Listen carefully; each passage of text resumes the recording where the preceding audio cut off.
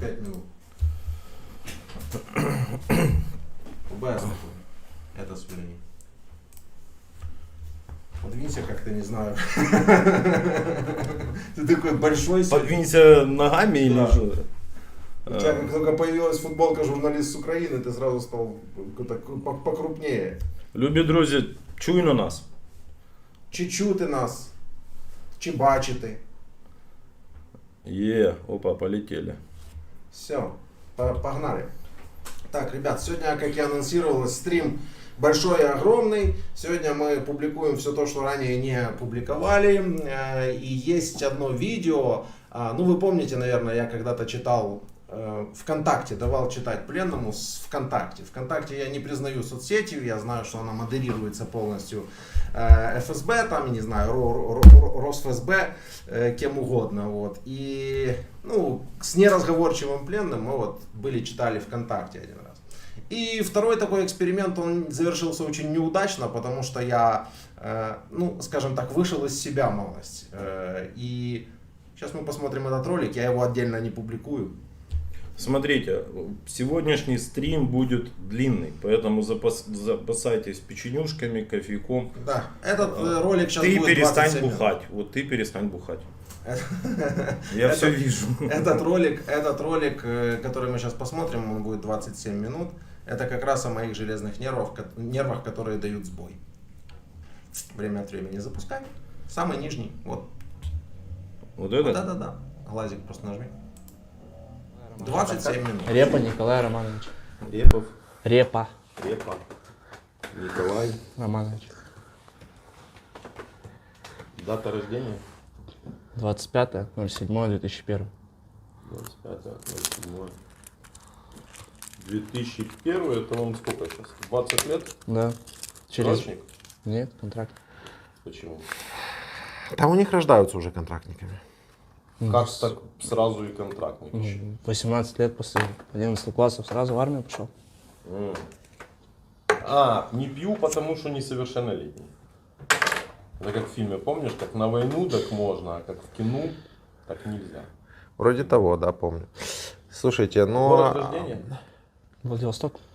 мы же это самое разговариваем про вашу историю, про все вот эти вот дела. Будете с нами разговаривать или нет? Говорите, спрашивайте, буду отвечать. Ну, может, вы не хотите разговаривать? Да нет. Было бы прикольно, если бы вы не хотели разговаривать. Чем? На одного отказника стало бы больше в моей папочке отказников, и мы сэкономили бы минут 40, как минимум. Такая себе логика, короче. Не обращайте внимания, мы просто чуть-чуть. Ну, вы же не расскажете ничего интересного, правда? Ну, не знаю. Ну, вот расскажите вашу историю. Как вы даете добровольное согласие на это интервью и на его публикацию? Да. Слава богам. Расскажите. Да, Вы- давай. Вы рядовой? Нет, я Конечно, полковник. Ефрейтор. Это же Домой очевидно. звонить будете? Я номера не помню. Слушайте, у вас все из этого Юкатана никто номеров не помнит. Мы уже четвертый вы уже, да, разговариваете? Или как он называется? Этот? И труп. И труп. И Что труп. тебе этот Юкатан? Так, ну я хотел помочь поехать домой. Сейчас посмотрим по базе. Просто Юкатан немного не в Японии. Вообще. А вы японский знаете? За границей были? Нет. Коничуа. Есть Репа Антон Сергей. Сразу же, пользуясь случаем, обращаюсь к японцам. Дорогие товарищи, не побоюсь этого слова, друзья. Нет. Братья японцы. Вот все из города острова Итуруп, на который у вас есть обоснованные территориальные претензии. Все солдаты российские оттуда выехали в Украину. Соответственно, если раньше вам нужно было отправить туда 5 своих спецназовцев для того, чтобы захватить этот остров, то теперь достаточно будет 4. одного. Нет, там осталось 400 человек. А, еще 400. 100 уехало. 100 уехало. 100 уехало, осталось 96. 400. Да. Раньше надо было 5 спецназовцев, чтобы захватить остров, теперь достаточно 4. Потому что 100 элитных спецназов, вы же спецназовец? Нет, пехотинец. Как нет? На острове, под Японией. Просто пехота. Тренировки 24/7. Вертолеты. Нет. Так, блин. Просто пехота. Просто пехота. Вы в Место- соцсетях есть? Да. Да? Да. Удивительно. Давай. Выпросил телефон. Ты решил напрячь меня, я так чувствую. Да сейчас тут еще, подожди, 1,5 часа. Ты можешь что-то спрашивать. Карты секретные какие-то знаете? Вообще ничего. Как нет? Я передовой Откуда вы должность. напасть должны были? Я не Да знаю. мы даже уже все украинцы знаем, откуда мы должны были напасть на Белоруссию. И Лукашенко показывает. Карты покажу, говорит Лукашенко вам сейчас. Не, ничего не показывает. С собой привез. Да, вообще ничего не показывает. Короче, есть тема. С нас пачка сигарет, а в плену это нормальная такая. А ты История. нам секрет какой-нибудь. Давай. У нас нет секрета. Выдай нам секрет государства. Уже Две все. пачки сигарет. Стоп. Две пачки. Нечего рассказывать. Блин. Что, он хочет 3 пачки? 3 нет, это мне ипотеку надо брать. 3. Чего в армию пошли? Призвали, да пошел в армию. Думал, А что контракт подписал? стабильность. Владивосток это же далеко, да? А сколько у вас средняя зарплата во Владивостоке? 30-40. 30-40. У вас какое образование? 11 классов. После 11 классов вы подумали, что нафигу надо учиться, пойду я послужу. Думал сначала отслужить, потом пойти учиться. А там Сколько вы отслужили? Найдите себя, пожалуйста. 3 года уже почти. Это ВК. Да, ВК. Закрытый профиль, да? Открыто есть фоточки. Так покажи, листани пару Так фоточек. сейчас же, это же китайский телефон. Там же ж написано, это вот, Z-ки есть какие-то буквы, Z? Не, В? это старая страница. А, старые? А на новые были? А новой нет, почему-то не показывает. Котики, но все равно, смотрите, вы в этой же тельняшке. Угу. То сколько тельняшке лет уже? А? Не, это не это же тельняшка. Да ладно, спецназ. 100%. У всех, у кого тельняшки у ваших, это все спецназы или тиктоковцы. Кадыров. Морские котики. Слушайте, у меня тут столько непрочитанных сообщений ВКонтакте. Почитаем? Зачем? Это ж ваше сообщение.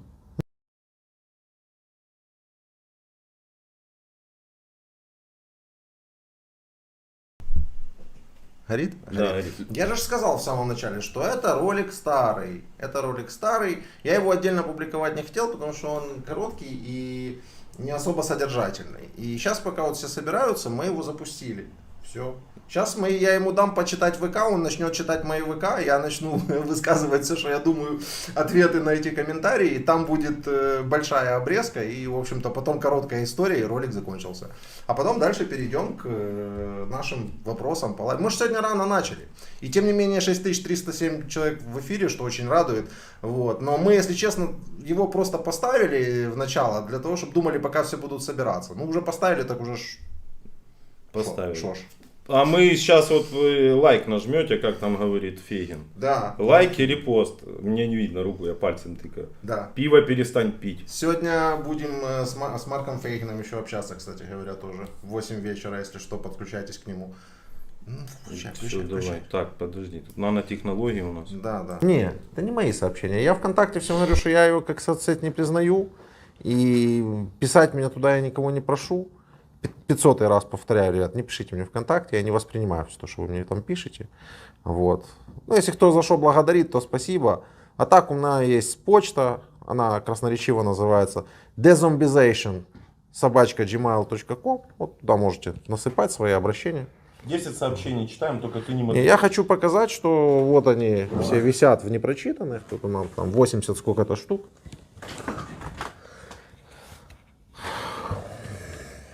Прочтете нам парочку сообщений, Владимир? Хорошо читайте по-русски. Нормально. Ну, 11 же классов. Ну. Открывай. Открыл. Теперь еще раз покажи, что они не прочитанные. Сообщения не прочитаны. А, не надо, там же будет видно, кто все, это палево, это надо будет вырезать. Не надо будет. Просто если кто-то писал что-то хорошее, понимаешь, то его ж потом могут... Вы понимаете, что ВКонтакте, ну я им устал говорить, они все сверху вниз читайте. Они это самое, они же не понимают, что это все модерируется российскими спецслужбами, это ВКонтакте. Да, читайте, как есть. Читаете, да? Смотрю. Владимир, добрый день. Каждый день смотрю интервью на вашем канале. Хотел вас поблагодарить за вашу огромную непоступную работу. Отдельно хочу высказать вам уважение за вашу спокойную и нейтральную позицию, насколько это возможно. К тем людям, которые с оружием зашли на нашу землю, много действий. На нашу или на вашу?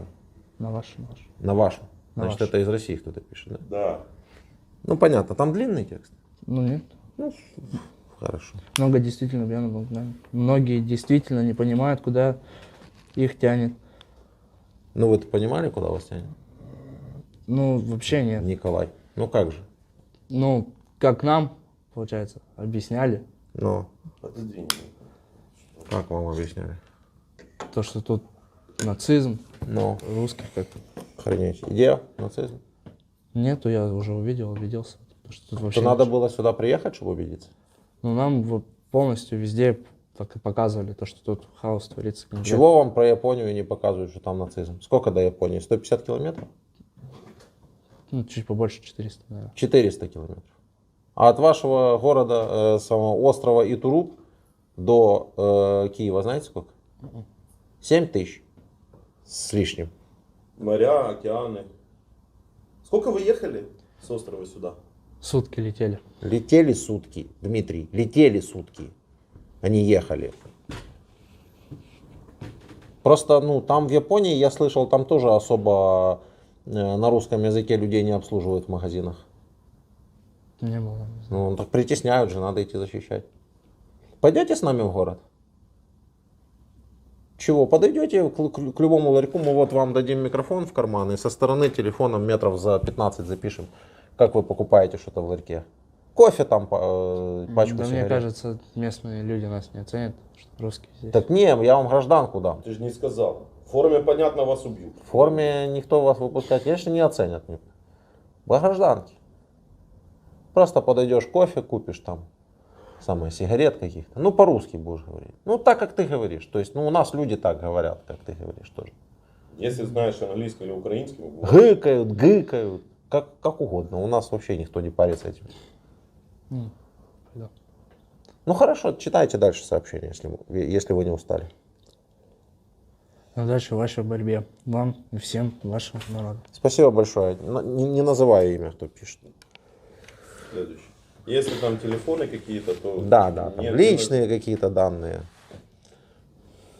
Все правильно делайте, показывайте большие таких видео, чтобы наши одноголовые граждане, наконец-то открыли глаза. Я очень поражен, как зомбированы наши люди. Даже мои близкие, которые были в оппозиции, начали поддерживать все.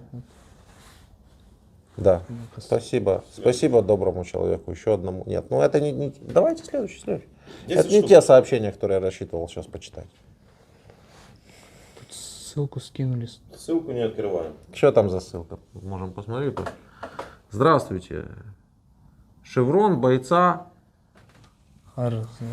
какой-то Арзамасы, 100 тысяч населения, хотят давать подросткам 14 лет. Срок обучения 3 дня.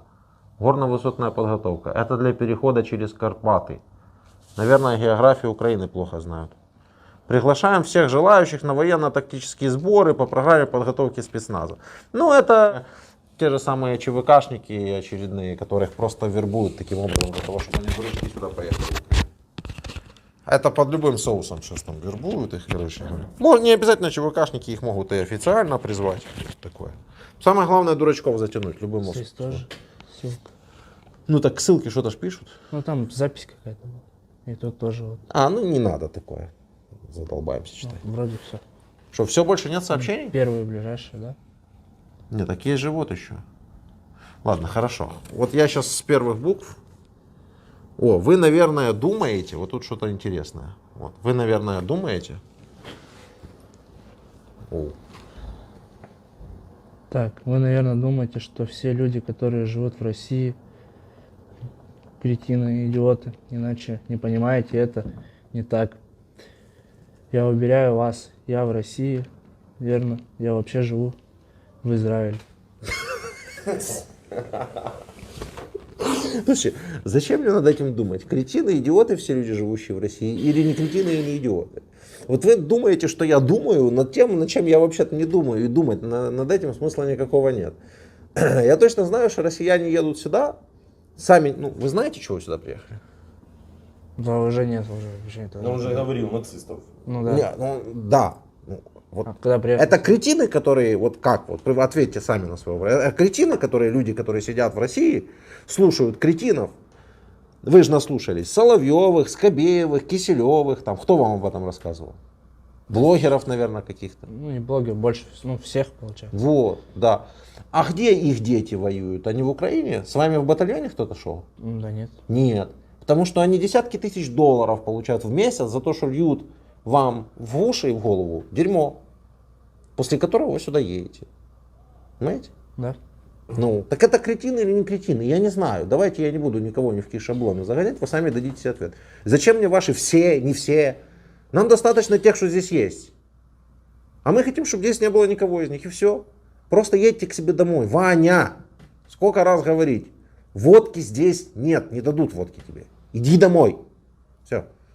Я предлагаю еще одно сообщение и завязываем. Я ж хочу, тут же, понимаешь, тут же было куча таких сообщений, там, где мне именно насыпают нормально. То надо дать телегу почитать. Там, где насыпают. Да не. Что с нами сделают. Тут в основном... О! Подлец. Только громче, пожалуйста. Подлец, издеваетесь над чувствами матерей. Гапон. Я не услышал. Говорит, подлец, издеваетесь над чувствами матерей. Написал Гапон. А Николай прочитал Ган. По привычке, что ли?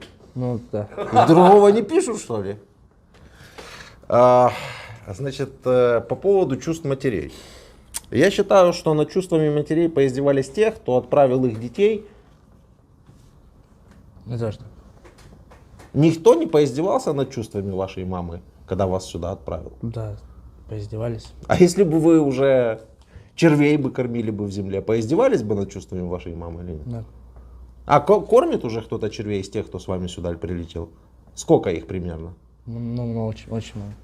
Я так понял, вы из той группы, которой было там примерно 94 человека, выжило 11, да?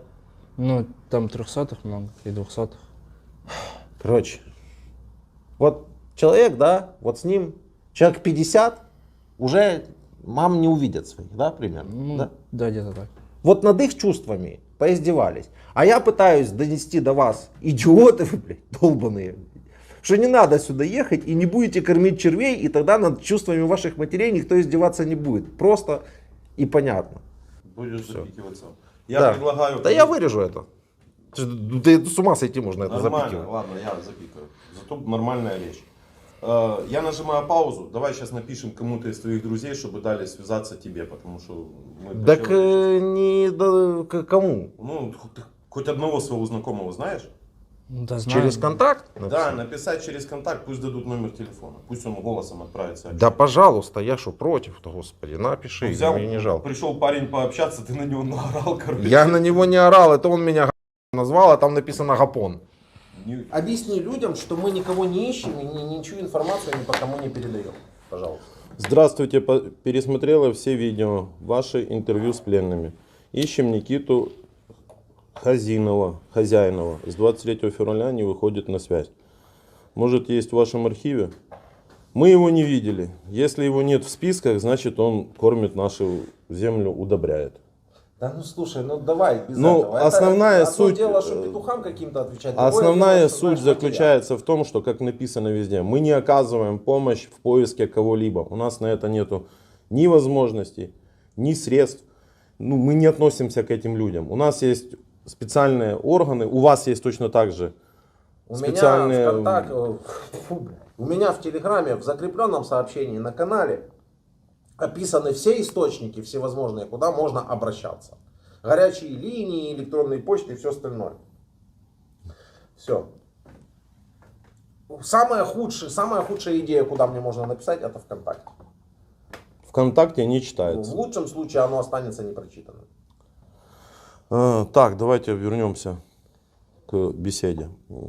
Отучились в школе, получили повестку, Пошел в армию. пошел в армию. В армии понравилось, подписал контракт.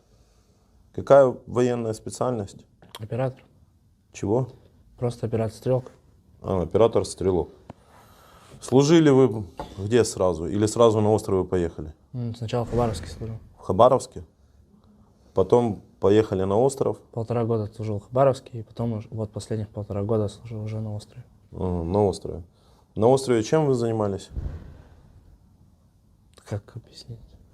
Просто военная подготовка. Понятно. Приехали в Украину, прилетели на самолете, сутки летели. Да. Летать понравилось. Куда вы прилетели? Прилетели сначала с головы вылетело. Бред. Как? Куда-то прилетели. Там вы поехали, пересели в машины, Да, сели, переехали границу, приехали в Изюм. приехали в Изюм. Сколько у вас человек приехало? 94. 94. То, как очень кратко, потому что мы уже слышали эту историю, как вы попали в плен? Нас бросило свое командование. Сказала, держитесь, скоро придем за вами. И в Оконцове никто за нами не пришел. Это вы были в блиндаже, Это мы были в подвале. в подвале. 11 человек у вас там было. Да. Командование сказало, как? Ждите, скоро будем. И так было в течение суток, грубо говоря. Суток. Ну так это не скоро. Вот если бы полгода там прождали. Ну, Вы думаете, бросили вас? бросили. Я уверен, это второй случай здесь уже. Это не второй случай. У Не. нас это 150-й случай. Подожди, второй случай в вашей ситуации? Да. А первый какой-то? Первый случай был то, что нам сказали закрепиться в лесу. Мы с моим командиром взвода и со взводом поехали. 20 человек нас было. Нам сказали закрепиться, потом нас начала бомбить как артиллерия, танки. Мы начали, командир взвода принял решение вывести нас оттуда Мгм. обратно. Начал выводить, его убили. Мы заехали в лес, попали, получается, как в окружение. И нам тоже говорили то, что сейчас приедем. И с каждым выходом на связь нам говорили то, что мы сейчас приедем за вами. В Оконцове вообще сказали, типа, выбирайте сами, как хотите. Ну, в рацию говорят, типа, делайте, что хотите, сами Ну, освобождать. сначала говорили то, что сейчас через 15 минут, потом, типа, танки поехали заправляться, ждите. Потом, типа, давайте на ту сторону обратно, там окапывайтесь. Сейчас приедет вода там, и подкрепление. Потом сказали окапываться на этой стороне, а потом сказали, выходите сами. Ну, танки колеса пробили, поэтому. Да. Ну, и как вы вышли сами? Выехали на МТЛБ, загрузились все и через поле на всех парах выскочили. О, я не могу этого не дать прочитать с первого сообщения. Братан, пожалуйста. Только читайте так, как там написано. Я прошу прощения за коллегу. Вася, очнись, это билет в один край. Денацификация неизбежна, совет. Нет, там неизбежно это одно слово, а там как написано. Два. Неизбежно. Ну как, два слова. Да, вообще неизбежно пишется вместе. То есть, ну, вы видите грамматику, да, чувак? Да. Это Слово этот человек меня тут про нацистов рассказывает. Он деносификация. так он по-русски писать не умеет. Про что он мне хочет рассказать? Вот я не понимаю, почему россияне по-русски писать не умеют, мать вашу. Вы идиоты, что ли? Это Вы Вова Русский писал. Ну, так и называется. Вова так и Русский. называется, Вова Русский. Ну, Та- и что там? давай. Совет. Вали нахуй с окраины. Сало упало. Мгм. Вафел отзовись, а и шлюху свою толстую с бородой забирай. Мразь, раб. Обмена не будет, вы наших на руках принесете. Помоги. Ты понял, да? Погоди. Обмена не будет, дружок, ты будешь тут сидеть. Вова Русский тебе об этом пишет. Понял, да? Погодите, маленько. Маленько это сколько? Да я, Сколько тебе здесь еще маленько погодить? я не знаю. А? Не знаю. Работайте, братья, своих не бросают, да? Давай, смотрите, я резюмирую. Безграмотное, тупое быдло, рабское. Вот это вот пишет. Безграмотное, тупое, рабское быдло. Россияне, что ж вы так себя не уважаете, а? Прилетели вы на всех 2 200 и 1 300. вы забрали их с собой. Привезли тоже на мотологии этой. Кстати, отправка обратных сообщений здесь везде ограничена. Это все ботовские аккаунты в основном. То есть вот когда нормальный человек пишет, я могу ему отправить сообщение. Ну тоже заблокированный. Наверное. Да, то, короче, самозабаненные. Ты ВКонтакт хочешь изучить? Да, я вот, видишь. Ну, приехали вы к своим, да? И вы, наверное, все сразу подходите к этому командиру, который вас обманул. И говорите ему, что вы ему говорите? Его уже не было на месте. Он уже был, который командиром роты, там, в лесу, в другом. И мы, получается, поехали вручать тех, кто, у нас, со своих, с той роты, с которой мы приехали, своего, ротного и остальных. Что с 200-ми сделали? Ну, их увозили. Мы их, их везем, по-моему, и домой их отправляют. Понятно. Первый раз засчитан. Ну, вы как герой 2 раза проверили на себе историю. Своих не бросаем. Второй раз вы в подвале, 11 человек. Да. Белорусы пришли. Не белорусы. Как вас взяли в плен? Получается, сначала артиллерия пробивала прям жестко. Потом начали наступать на нас. Мы отстреливались. Ну так, чтобы никого почти не видно, вообще не видно, можно было сказать. Просто в сторону, чтобы не подходили. Но в конце у нас просто кончились боеприпасы полностью. Все, мы были в подвале, нас начали закидывать гранатами. А по рации что говорили? Операция уже все, ничего не было. Не отвечали вам? Они с вечера, с того, получается, это с утра произошло, с пресс.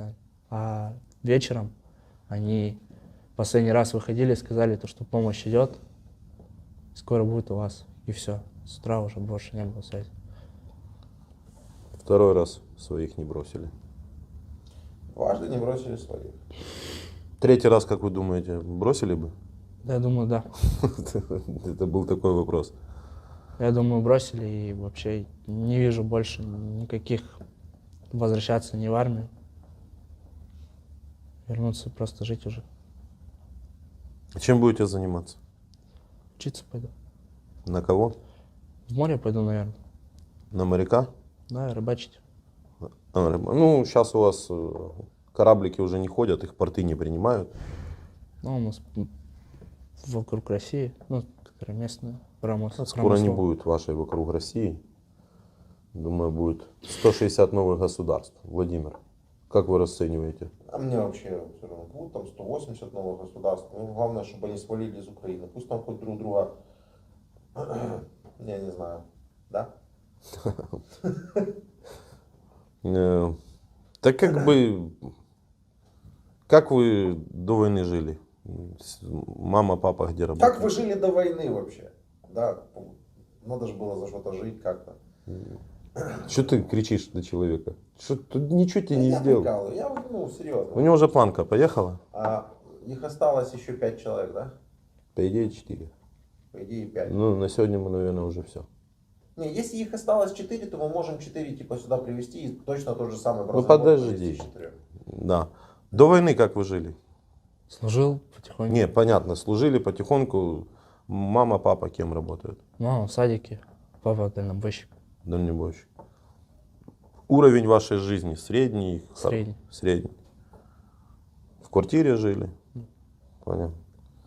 Есть что-то передать вашим? Чтоб не ехали сюда. Чего? Вообще, чтобы не воевать сюда, не ехали. Потому что это бессмысленно, обманывают. И нету тут ничего. Тут все, как сказать, все нормально. Это просто обманывают. И я не понимаю. Хочу вас ничего. поправить. Нету тут ничего. Тут есть люди, которые Нет, жили. я имею в виду по поводу там нацизма и вот этого вот. Здесь нет такого. Здесь добрые, нормальные люди. Понятно. Вроде как все. Вроде как все. Понятно. Так ты, говорит, ведешь интервью, там пишут, как следак профессиональный. Так я и есть следак профессиональный. Так и будет. В общем, посмотрели вы ролик. Ну, суть какая? Выкладывать этот ролик вечером, занять у вас время. Ну да, он никакой. Он никакой. Не несет в себе информацию. Кроме того, что я там повозмущался немного, и в нем больше матов, чем во всех остальных вместе взятых. А с учетом даже обрезанного куска, там где, то есть я не резал там его слова, какие-то ответы, ну там моя речь пламенная, там где Дмитрий говорит, зато речь пламенная, ну вот эту речь пламенную я могу произнести в любой момент, когда меня достанут. Что еще? ВК не читаю, еще раз повторяю, не читаю. Там читает иногда отдельный человек, который выявил желание, вот, но ничего толкового там нету. Там или оскорбления, угрозы, или благодарности. 90% оскорблений и угроз и 10%... Не. Много благодарности, много информации Поменялось? из РФ туда присылают. Обратите внимание на то, обратите внимание на это. Ну не могу, не успеваю я как бы за этим совсем следить. Вот, следующий ролик, это уже как раз с лагеря, то есть разогревочка у нас прошла успешно, и дальше мы уже переходим к тому, что мы анонсировали, это непосредственно отчет по нашей работе на лагере. Дмитрий, мы уехали с лагеря когда? Я не помню даты. Я тоже не помню, но уже уехали порядочно оттуда, до сих пор еще не опубликовали все ролики оттуда. В роликах мы показывали, как мы записываем, что там как происходит. В ролике про лагерь, в принципе, есть все, что там, вот все, что там можно было показать. Один эпизод сейчас мы еще посмотрим на 5 минуточек буквально. Некоторые журналисты вызвались пообщаться с пленными. В общем, были представители сначала России, правозащитница. К сожалению, я не записал, точнее записал, но не могу найти, где записал, то есть ее имя. Если этот человек посмотрит, или кто-то из знакомых этого человека посмотрит, пусть напишет мне как-нибудь, куда писали раньше они, да, и я закреплю ссылки. Потом были чешская СМИ, итальянская СМИ и украинская СМИ, 24 канал. Включай. Шапошников. Смотрите, был опрос про УПЦ. Мы про эту тему животрепещущую поговорим в самом конце. Да, конечно, будем оправдываться. Я нет, а ты?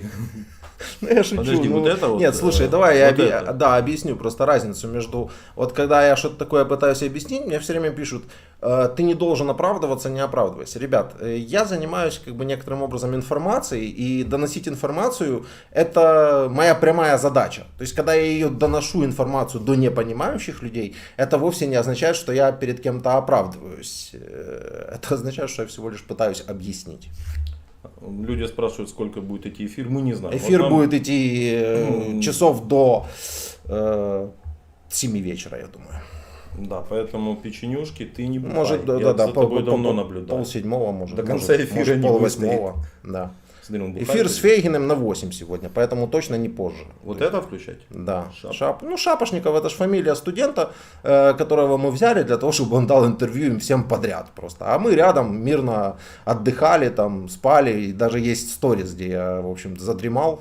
Это сторис как раз из этого фрагмента, если вы его видели. Он спит, а Дмитрий Николаевич работает. Да, работает в поте лица. Вона працює. Мгм. Поехали. Какого учились в университете? Донецкий национальный технический университет. Второй курс. То есть вы Да. из Донецка и вас призвали в армию. И как вы попали в плен? Ну, вы так довольно содержательно пообщались, я так слышу, да? Если я не спросил ничего лишнего, я все так и оставлю. Если я спросил, Нет, что-то нет, лишнего, абсолютно, скажите. абсолютно ничего лишнего вы не спросите. У нас, по сути, нет никаких секретов. Ну, то есть, все как есть, так есть. А скажите, пожалуйста, а я мог бы получить, или любой наш правозащитник в России, возможность пообщаться с, точно так же с украинскими пленными, находящимися в России? Смотрите, я еще почему общаюсь, потому что я вхожу в украинскую контактную группу Министерства обороны, да, ВСУ. И поэтому я в Берлине, мои люди все работают в России, но работают практически анонимно, потому что очень опасно. И, ребят, ООН не допустили сейчас, не то, что там правозащитников, не допустили ООН к военнопленным. Красный Крест не допускает, адвокатов не допускают. И не допускают к похищенным, вы знаете, там, прекрасная Виктория Андруша из Черниговской области, у нас вот она главная, и с ней много народу, гражданские похищенные, они сидят в СИЗО вообще без оснований, без чего. К ним не допускают на глаза. Гражданские и украинские, да? Да, да. И поэтому очень плотно занимаемся, порядка 100 человек. Был первый обмен 72 на 74, после этого вообще все перестало, прекратилось. Мы очень боялись, что это просто, если честно. А мы можем понимать хотя бы о условиях содержания наших людей там? Фиговые. Смотрите, я могу через Христину кинуть вам ссылку. Мы писали после первого обмена, какие условия. В общем, чудовищные. Мы только единственное, что знаем, что они были в СИЗО 4 Курска, месяца 4, и знаем все вплоть до камер. Адвокаты бились, не добились. Сейчас их перевели в ИК-11, Курская область, это женская ИК для женщин-рецидивистов. И там это ИК разделено на две большие локалки, и вот они в одной из локалок, и вокруг этого все военная полиция. Там мы знаем, что Виктория Андруша, которая лидер этой группы, она 27-летняя учительница математики из Новобыкровска Черниговской области. Все, что мы знаем о ней, что вот она, да, боец этой группы, и роскошно у нее были волосы, сейчас она нагло подстрижена. И их склоняют принять российское гражданство и подписать контракт с сотрудничеством с ФСБ. Но мне кажется, это единственный выход им остаться в живых, потому что, слушайте, вы же не будете это считать за правду, да, это же дано под пытками. Но они отказываются, они молодцы, они настоящие украинцы. Это женщины, да? Женщины украинские? Женщин украинских они склоняют? Нет, они вместе все, они все вместе. У нас есть большой список, и он пополняется, к сожалению, каждый день. Это захваченные 2-4 марта Буча, Ирпень, Волноваха, Гостомель. Ну, мы знаем, что оттуда вывозили мирных людей, да, пачками. Да. И единственное, что мы пока не знаем, куда делись люди, которые были через фильтрационные лагеря отобраны. Как мне кажется, они в ДНР, ЛНР, где-то под Мариуполем, как говорят, да? В России их вроде бы нет, но это тоже очень большая группа людей, там, по-моему, под 1000 уже. Это те, которых выводили так называемым гуманитарным коридором из Мариуполя, да? Да, мы их пока не можем найти. Мы их пока найти не можем, а вот те, кто в России с марта, вот пока за них беремся. Вы подписывали какой-то контракт или вы пошли туда добровольно? На самом деле... Да, убери чуть-чуть. Я хотел еще раз сказать, что да, не записал имя, отчество, фамилию женщины, этой правозащитницы из России, но в принципе вы слышали, да, все. То есть есть зафиксированные факты, что даже у них там в России, что вывезли множество людей из наших городов, мирных людей, и склоняют их к тому, чтобы они приняли там российское гражданство, но как-то у пропагандистов очень плохо с этим делом, потому что если бы было хорошо, то уже было бы очень много соответствующих роликов, что там украинцы берут российское гражданство и так далее, и так далее. А нам известны другие случаи, наоборот, когда все отказываются и все любыми способами пытаются из этой России сбежать. Вот. Далее вопрос популярный. Почему мы так хорошо относимся к пленным? Я несколько раз повторю ответ на этот вопрос, потому что меня уже утомили этим вопросом. Ребят, как вы думаете, почему Запад предоставляет нам оружие?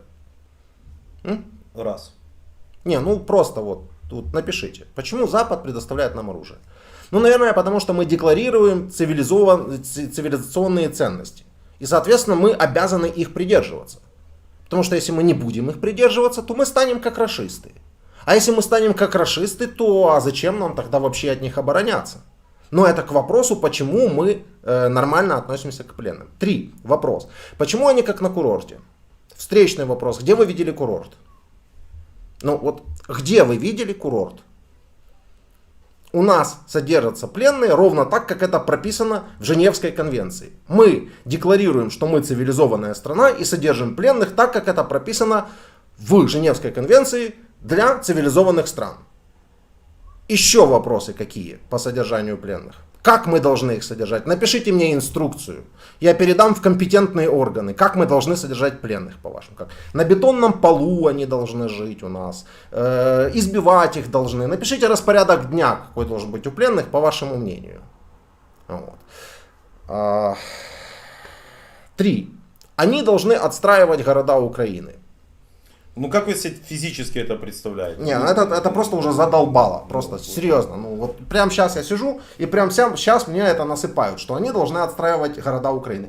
Как вы себе представляете эту отстройку городов Украины? Пленными.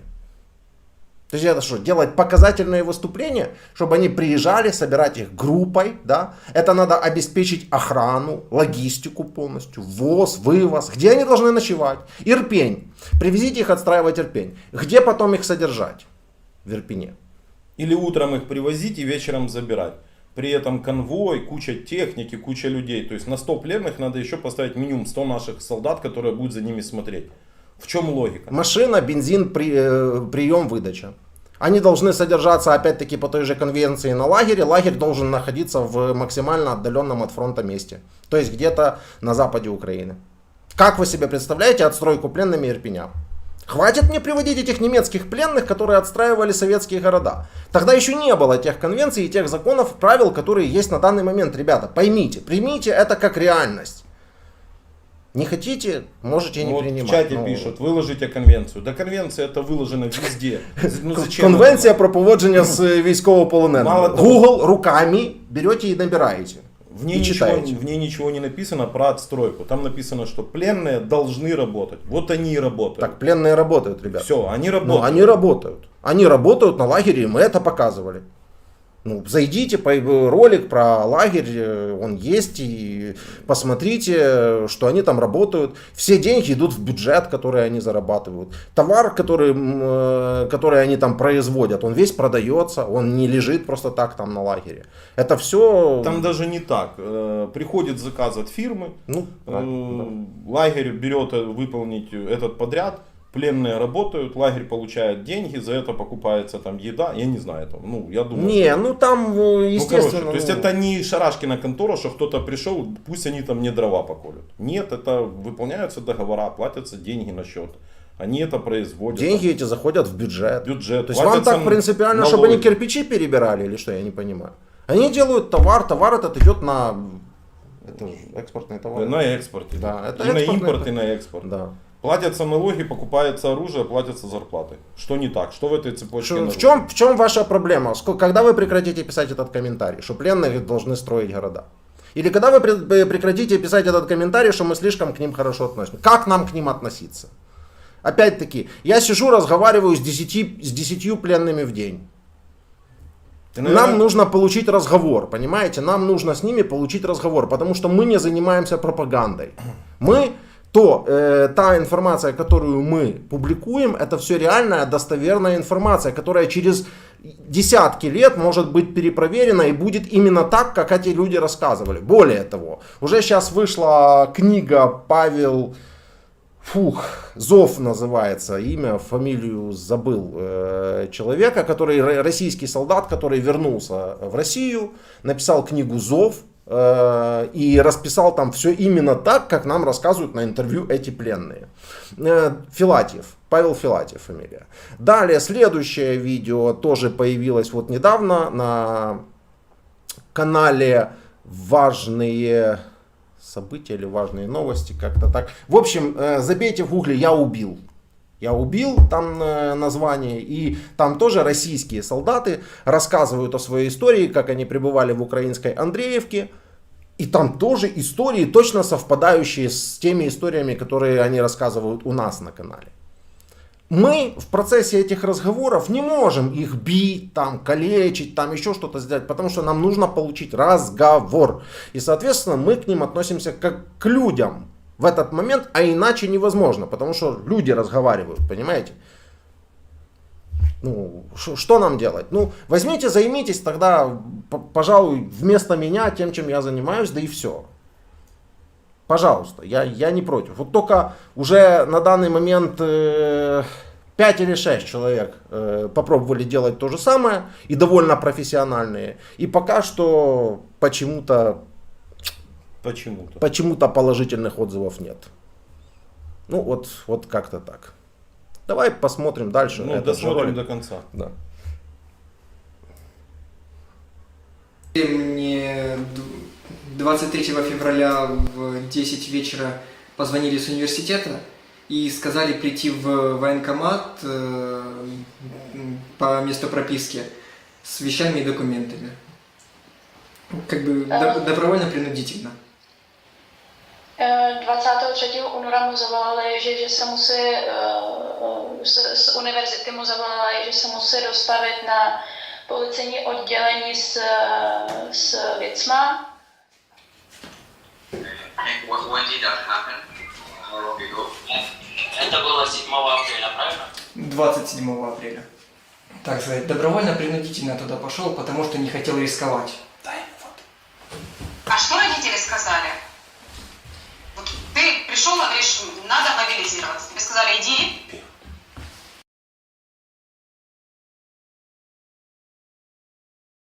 Забываю. Микрофон. Роман Гавелко, Инфочехия, Федерико Фубини, Коррейре делла Селла, итальянское издание, и 24 канал, Катерина Соляр. Можете послушать, в прямом эфире у нас было общение, если кто-то не слушал, можете послушать, оценить по-своему, так как вы это все оцените. Какое у нас следующее видео? Опять же, мы это даем для того, чтобы там показали с переводом в тех странах, вот Чехия, Италия, ну, для того, чтобы донести информацию. И поверьте, я никогда к этому не стремился, но мне сейчас сложно назвать страну со средством массовой информации, которой я не переписывался или не давал интервью и не общался и так далее.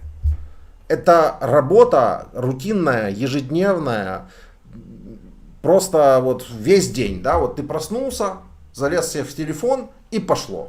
И так до тех пор, пока ты не заснешь. И так уже почти 6 месяцев.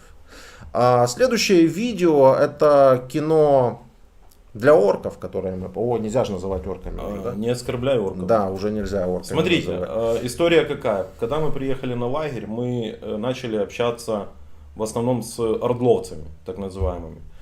Мы споткнулись о том, что у них в голове пропаганда сделала вот 8 лет этой работы.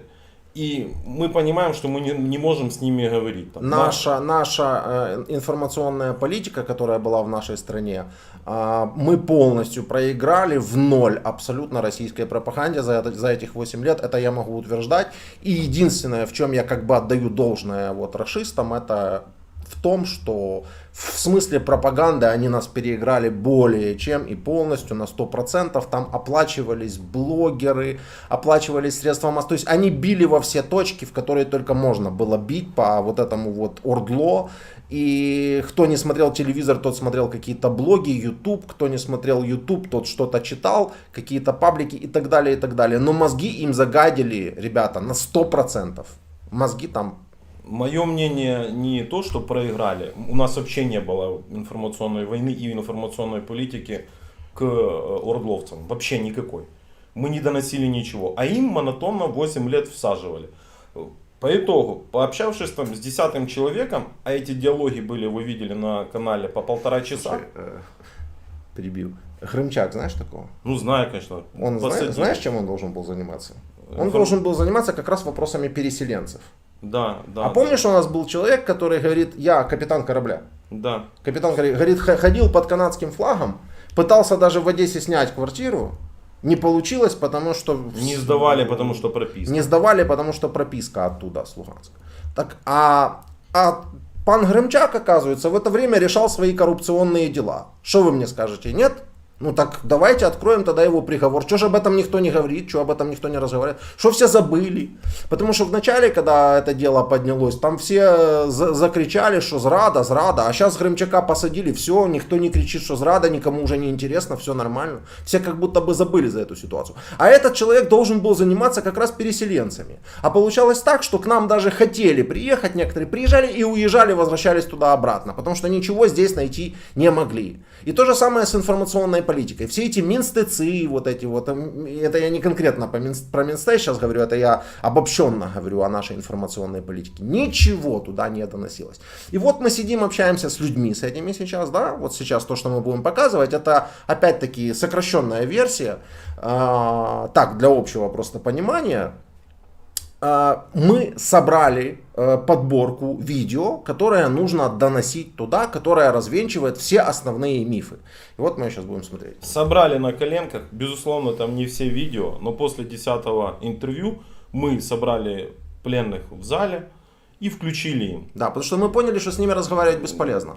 Про Россию они ничего не знают, России они там не видели, оккупации российской они не видели, то, что техника российская зашла туда, они не видели. И эти тупые интервью вы, наверное, некоторые из них смотрели. Там, где я сижу, пытаюсь пообщаться с человеком, а говорить не о чем. Говорить предмета нет для разговора, потому что они считают, что злые укры пришли и начали их просто так вот бомбить. Все. И оттуда миф про 8 лет. Но после вот этой подборки, которую мы им показали, вы также уже могли видеть некоторые интервью, где они говорят, да, узнали для себя очень много нового. Поехали. Давайте смотреть. Благодарим всех за вполне откровенные разговоры. И в процессе этих разговоров мы услышали много нового для себя, чего не слышали раньше, когда общались с вами на СИЗО. Про 8 лет, про то, что Порошенко там говорил о каких-то детях, которые должны содержаться в подвалах и так далее, и так далее. Но между тем для себя мы отметили, что та информация, которой вы владеете, она несколько обрывочная. И нам приходится каждому показывать полные сюжеты для того, чтобы выяснить те или иные вещи. В результате мы решили записать полностью это видео, да, оно тут более часа длится, для того, чтобы мы все смогли посмотреть, тут коллективно пообщаться с вами, да, и не показывать, соответственно, с каждым по отдельности это все не выяснять. Ну, к сожалению, почти со всеми мы уже поговорили, но тем не менее, лучше поздно, чем никогда. Да, поехали. Это кадры, которые по телевизору вам не покажут. Это кадры, кстати, из вашего региона. Сейчас, может быть, кто-то и улицу узнает.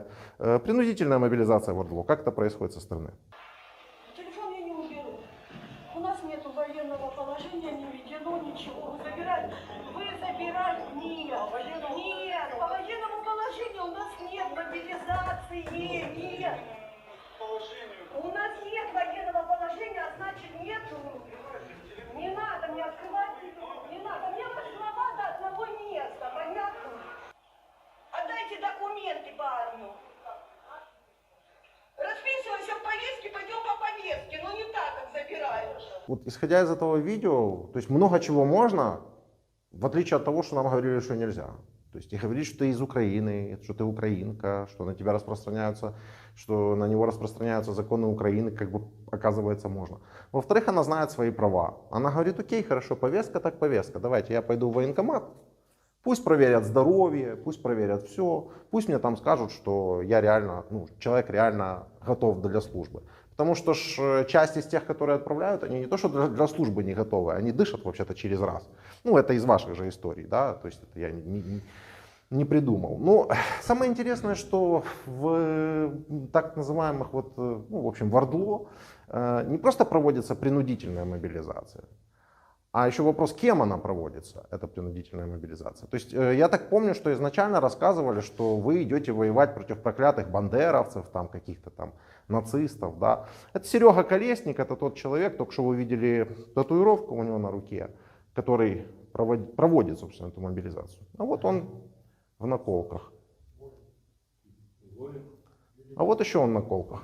Обратите внимание. А вот еще.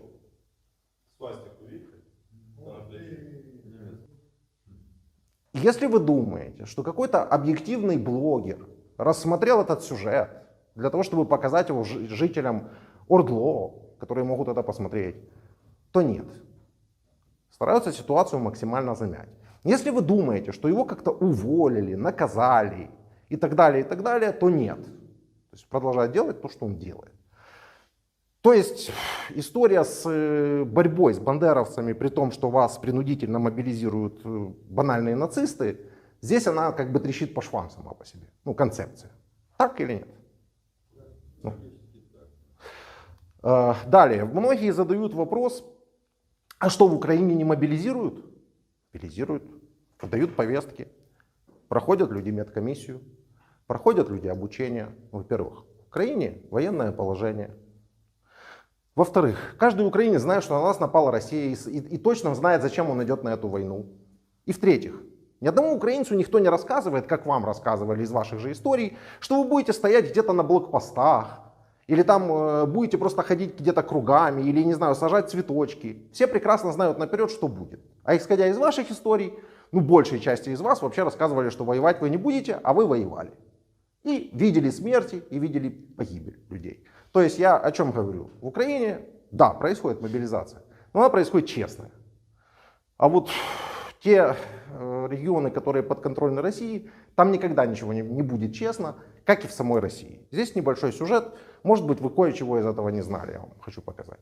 Зачем вы убили тысячи детей? Ну, если бы они выросли и узнали, что мы ликвидировали их родителей. Они, кстати, никогда не говорили убили, уничтожили, только ликвидировали.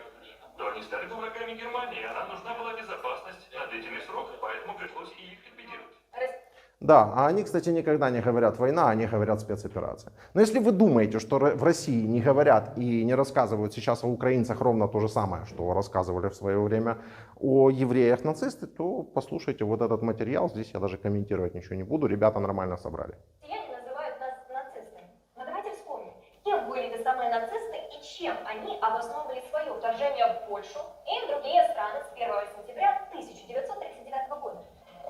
Этим заражали, рассчитывалась их траектория перелета через Россию. Ну, это как раз вот про тех гусей, которых мы должны были заразить. Они должны были полететь в Россию и заразить каким-то образом именно славянский этнос. Таким образом уничтожить славянский этнос. Эта штука на полном ходу и на полном серьезе идет по российским средствам массовой информации. Правда, я все время задаю вопрос, а почему мы до сих пор этих гусей никуда не отправили, если они у нас были? Ну, вроде как ракеты в нас летят, а гуси наши до сих пор в них не полетели. Это раз. Два. На коэффициент населения славян в Украине гораздо больше, чем в России. Мы хотели как-то хитро их уничтожить, просто на территории России. То есть гуси должны были действовать, то есть не просто гуси, а вирус, который они должны были скинуть, он должен был действовать с привязкой к географии еще как-то. То есть не выходить за пределы России. Ну, вот это на полном серьезе рассказывается. Мы сейчас дойдем до вашей основной темы, да, про которую мы обычно говорим. То есть мы же ничего не упустим здесь про 8 лет там, да, и так далее. Ну, просто немного о России, немного о той стране, за которую, как вы понимаете, вы все воевали. Ну, или в составе армии, которой вы воевали. Или если это не так, то объясните мне, почему сейчас именно в России решается вопрос вашего обмена. Ну, совпало так? Не думаю. Свобода слова в России. Нравится ли людям жить вот в такой стране? Кто-то парень идет на рожон.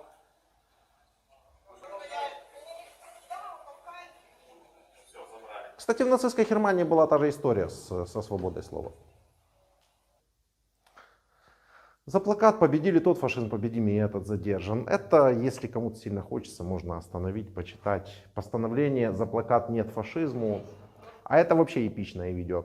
За плакат «Нет фашизму» в России выписали протокол. То есть Россия уже официально и документально подтверждает, что она фашистское государство. Но если за плакат «Нет фашизму» выписывают протокол, то, видимо, как-то так.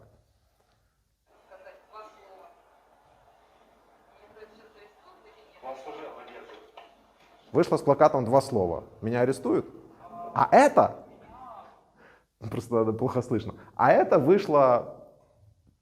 в поддержку действий Беркута, там ОМОНа, кто они там у них называются, да. И сейчас спрашивают, а вы все мнения спрашиваете? Тот журналист говорит, да? Это шок-контент. Человек пришел сказать, что ее устраивает. Тоже плакат «Нет фашизму». Нет фашизму, нет войне. Следующий кадр. Поехали. Нет фашизму. Следующий кадр. Поехали. Ну вот, нет фашизму поближе. Да? 2 мая в Одессе, ребят. Все вы говорите о том, что в Одессе сожгли невинных людей. Вот так просто взяли нацисты и сожгли. Действительно. Если бы мне показали кадр, где жгут людей и одного идиота с палочкой, который там кого-то добил, я бы тоже был бы вашего мнения. А давайте все-таки посмотрим. Это кустарная абсолютно запись. Меня как-то задел этот разговор, да я записал просто по хронологии, что там и как происходило. Ну, на всякий случай, может быть, что-то новое для себя узнаете. Нет, для кого-то может быть, конечно, удивительно, что люди, которые ходят с российскими флагами, дальше вы их увидите, и кричат «Россия» по украинской Одессе, начали выхватывать от украинских активистов, кому-то это может быть удивительно. Ну, лично мне это вообще никак не удивительно. Ровно как и та история с нацизмом. Да? Я же говорю, ультраправые есть и там, но именно Россия говорит, что идет здесь, в Украине, кого-то защищать от этих самых нацистов, имея у себя нацистов. Вот что странно. Вот, давайте дальше посмотрим. Тем не менее, в результате столкновения на перекрестке Дерибасовской и Греческой смертельные ранения получили именно украинские активисты. Игорь Иванов из Белгород-Днестровского, 27 лет, и одессит Андрей Бирюков, 35 лет. Это... Упс, а что такое? Это ж было до Дома профсоюзов. Это нормально, что российские вооруженные люди с российскими флагами поубивали одесситов в центре Одессы? Все в порядке? Тут или об этом не сильно рассказывали? А, вы думаете, наверное, я это придумал? Ну, посмотрите дальше. Были огнестрельные ранения, несовместимые с жизнью.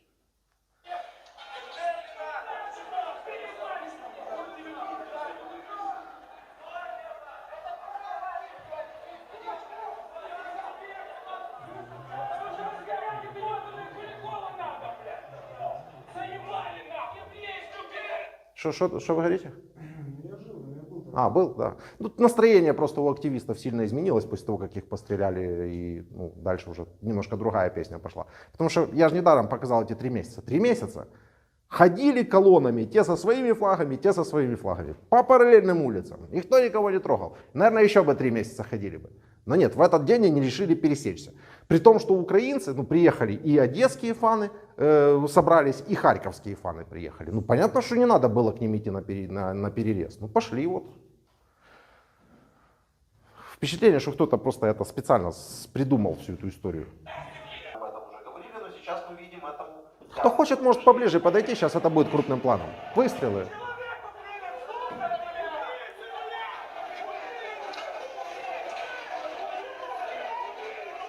Знаете, что-то мне подсказывает, что на российском телевидении и у российских блогеров этот эпизод тоже забыли показать. Именно поэтому жители Донбасса знают, что в Доме профсоюзов сожгли невинных людей, но совершенно ничего не знают о том, как это все начиналось. А это вообще какая-то подозрительная история, прям как на Майдане. Кто-то стреляет с крыши, но их так никто и не установил. У них, конечно, георгиевские ленточки там и эти же красные повязки. Не знаю, может опять кто-то специально сделал, непонятно. Но это случайные кадры, как вы понимаете, из стримов, которые там велись. Тут уже те кадры, которые вам, скорее всего, показывали, или же, я не знаю как, я думаю, вы их видели. Тут обращайте внимание на крыши Дома профсоюзов, куда якобы согнали невинных куликовцев. Сидят люди с огнестрельным оружием и стреляют в толпу.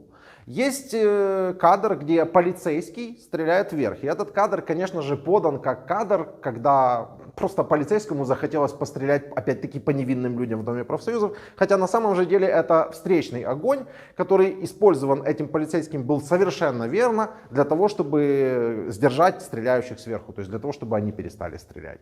Я не знаю, есть ли что-то странное для вас в том, что украинские активисты сожгли нахрен это Куликова и со всеми их палатками после того, как российские активисты со своими триколорами и автоматами просто постреляли украинцев в украинской Одессе. Я не думаю, что это странно, но это ваше право как-то воспринимать. Я почему-то не нашел видео, о котором говорили, что якобы украинские активисты кого-то там добивали. Нашел. Во время общения с кем-то из вас мне сказали, что такое видео точно видели. Я его загуглил. Да, действительно, был один эпизод, где какой-то сумасшедший, сбитый, добил кого-то одного. Хорошо. Есть идиоты, конечно. Если кто-то думает, что поддерживает такие действия, то, конечно же, нет. Но а теперь посчитайте, сколько людей пыталось им помочь, а не добивало их, как это постоянно ретранслировалось российскими средствами массовой информации. Кстати, да, и тут еще же один вопрос, который, опять-таки, я не игнорирую, просто на него нет ответа вообще. Почему так долго ехала пожарка? Ну, дело в том, что 8 лет отработал в пожарке когда-то в свое время. Я знаю, как быстро приезжают они. И если даже одних нет, если даже они задействованы на футболе, а они были задействованы на футболе, все равно должны быть резервные. Даже с учетом того, что по городу все тогда горело и так далее, все равно полчаса ехала пожарка, это слишком долго. 300 метров. Да, ну эта пожарная часть могла была быть на выезде на стадионе. Я же и говорю. Где дежурная машина? Я же говорю, это вопрос без ответа. Точно такой же, как вопрос без ответа, почему пророссийские активисты пошли на перерез украинским. Потому что они выгребли бы там со 100% вероятностью. Может быть, они рассчитывали как раз на свои цепи, биты и на то, что у кого-то было пару пистолетов? Не знаю. Ну, почему так? Вот как-то никто не... Я переслушал все эти разговоры, как эту пожарку вызывали, как там отвечали. Ну, так быть не должно, так это не работает. Не знаю. На рабоче-крестьянском подписываем переходы. Делали это прямо сейчас, за 1,5 часа. Я остановил. Как делается так? Ладно, все. Это был Богдан Кутепов, журналист. Там было написано, что его уволили из громадского телебачения или там радио, как оно называется. Что сделал этот человек? Он выбежал к московскому поезду. Это было не так давно, в 2020 году. Он выбежал к московскому поезду и как дурачок начал там зиговать. Просто бегать и зиговать. Если бы вы находились в тот момент на Киевском вокзале и увидели этого человека, вы бы подумали, что это какой-то юродивый. Ну, знаете, есть городские сумасшедшие, которые чем-то таким занимаются. Тем не менее, его уволили за это. Но есть ряд блогеров, фамилии которых я не вижу смысла называть. Я думаю, многие из них вам известны, а может быть, вы и видели эти сюжеты. Берут вот такого юродивого идиота, конченого, который выбежал под поезд, позиговал. И конченый урод набирает с этого своего зигования 500 просмотров, а эти блогеры по 500 тысяч-1,5 миллиона. И у жителей Донбасса того же, там, где распространяется российское покрытие, скажем так, да, складывается стойкое впечатление, что это вот такой вот нацизм в Украине. Потому что подводится, да, вам говорят, в Украине нет нацизма, а вот посмотрите. Но его наказали, его уволили. Точно так же недавно вышли представители, я не знаю, в общем, как-то это подводилось под СС Галичина, то есть под годовщину, непонятно под что, позиговали. Вступил в силу закон о запрете коммунистических и нацистских символов. Их оштрафовали. То есть как с серпом и молотом в Украине нельзя ходить, так и зиговать в Украине нельзя. Вышли, позиговали, получили штрафы. Абсолютно равносильное, честное применение закона. Но не покажут и не расскажут же. Ну, покажут же конкретно сами зиги и покажут, что это все это нацизм. Хотя меня, как жителя Киева, например, когда они вышли на Майдан, на картинку 10 активистов, 50 камер почему-то вокруг, 5 минут они зигуют и все быстро разбегаются. Но это реально так происходит. Но меня, как жителя Киева, это вообще тупо не беспокоит. Короче. Ну, я просто, это тяжело. Я подумаю, что кино, наверное, снимают какое-то. Точно так же в день рождения Степана Бандеры выходят там с флагами, как правило, с смолоскипами, с факелами, там 150, 200, там около 1000 человек может быть. Выйти, пройтись Хрещатиком. Для меня нет проблемы в этом никакой. В России есть атаман, генерал казачества Краснов, который как раз состоял в коллаборации с нацистами, но разница в том, что Бандера очень быстро отказался от этой коллаборации, когда они поняли, что нацисты не собираются никак им помогать особо в сотворении вильной Украины, да? А генерал казачества Краснов был с ними до конца. Прекрасно в Ростовской области ему стоит памятник. Сторонники белого казачества съезжаются к этому памятнику, устраивают там паломничество. Их это почему-то не интересует. А Бандера на всех российских телевизорах. У нас украинцы, большинство вообще начали узнавать и интересоваться, кто такой Степан Бандера, только потому, что о нем так много стали говорить. Это тот самый сюжет про детей, которые должны сидеть в подвалах. И, как мы поняли, здесь все слышали только 3 последних слова. Давайте уже полностью тогда смотреть. Тут 4 минуты или сколько? Цю війну зброєю виграти неможливо. Кожна куля породжує 2 ворогів.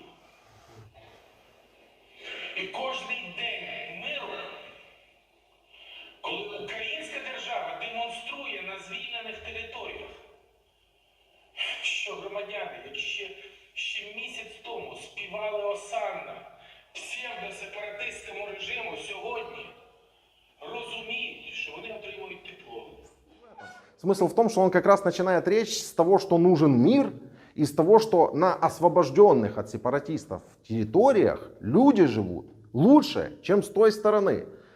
И я пытаюсь понять, ну вот искренне пытаюсь понять, а что он мне так говорит, не пойму.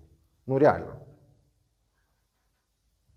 Ну, вот я не фанат Порошенко, как и Зеленского, как и любого другого политического деятеля. Я ко всем достаточно критически отношусь, это видно. Но а что он мне так говорит? Ну, почему выдрали фразу, которая сейчас будет через 20 секунд, и подали это так, что вот ваши дети будут в подвалах сидеть, а у наших будет все хорошо? Ведь если слушать эту фразу целиком, совершенно меняется смысл. Что он мне так сказал? Объясните мне. Ну давайте поговорим. Я не помню. Ну перегнул. Про детей, про подвалы, конечно, явно перегнул. Но по сути, он говорит, там, где нет сепаратистов, там будет нормальная жизнь. Там, где есть сепаратисты, там будет плохая жизнь. Что не так? Что не так было? Ну, мне все вспоминают эту фразу, что вот нас, жителей Донбасса, ненавидели, унижали тем, что ваши дети будут сидеть в подвалах. Так не вас. Не вас. Он говорит о том, что там, где сепаратизм, там, где Россия, там будет плохо. Так там и будет плохо. Там в самой России плохо. Я же говорю, мы общаемся с людьми, в том же Краснодарский край, к примеру, люди живут на трубе на газовой, спрашиваем, есть газ? У меня нет. А у соседей есть. А у тебя почему нет? Ну, не газифицировали. Или там у кого-то кто-то не проплатил, газа нет. Ну как? Вот, ну, как в такой стране можно говорить о том, что они там собираются кого-то защищать, спасать? Четверть солдат, с которыми мы общаемся, в туалет на улицу ходят. Почему они бомбили Харьков 8 лет? Тоже такой хороший вопрос. В принципе, начиналось там все как и в Одессе, как и в том же Донецке. Но вопрос остается открытым.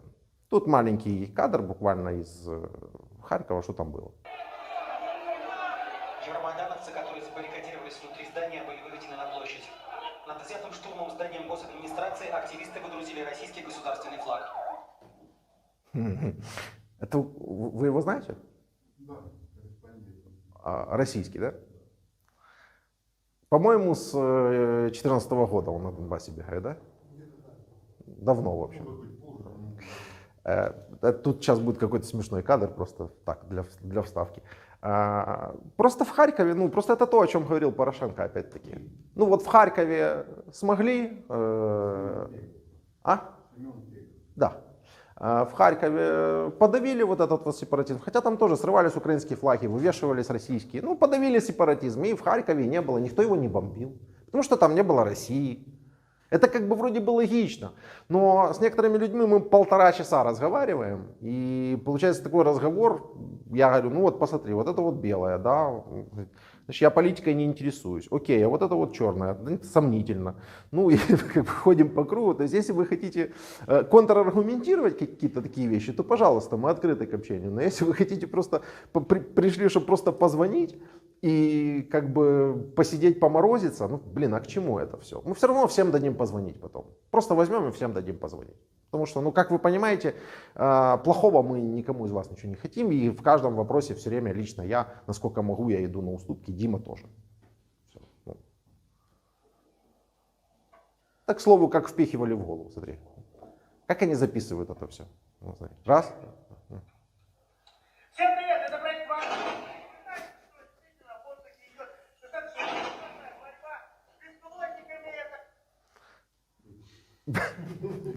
Таких видео просто очень дохрена. Они вообще не, они, знаете, они без печали. Они без печали. Там в конце мы вам кадыровцев покажем, если нам не надоест еще.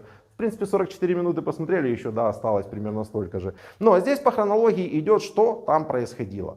И сравните с той же Одессой и с тем же Харьковом. И, кстати, вы мне говорили про Гиркина. Ну, опять-таки, я хочу сказать, что Гиркин из Славянска вышел и то же самое СБУ выехало, да, из Донецка куда-то исчезло, да, правильно? Но это было 6-й месяц. Или 5-й, или 6-й, 5-й месяц. Это был 5-й месяц. А это 3-й. То есть до этих событий еще целых 2 месяца. И всеобщих свободных выборов и участия широких международных кандидатов.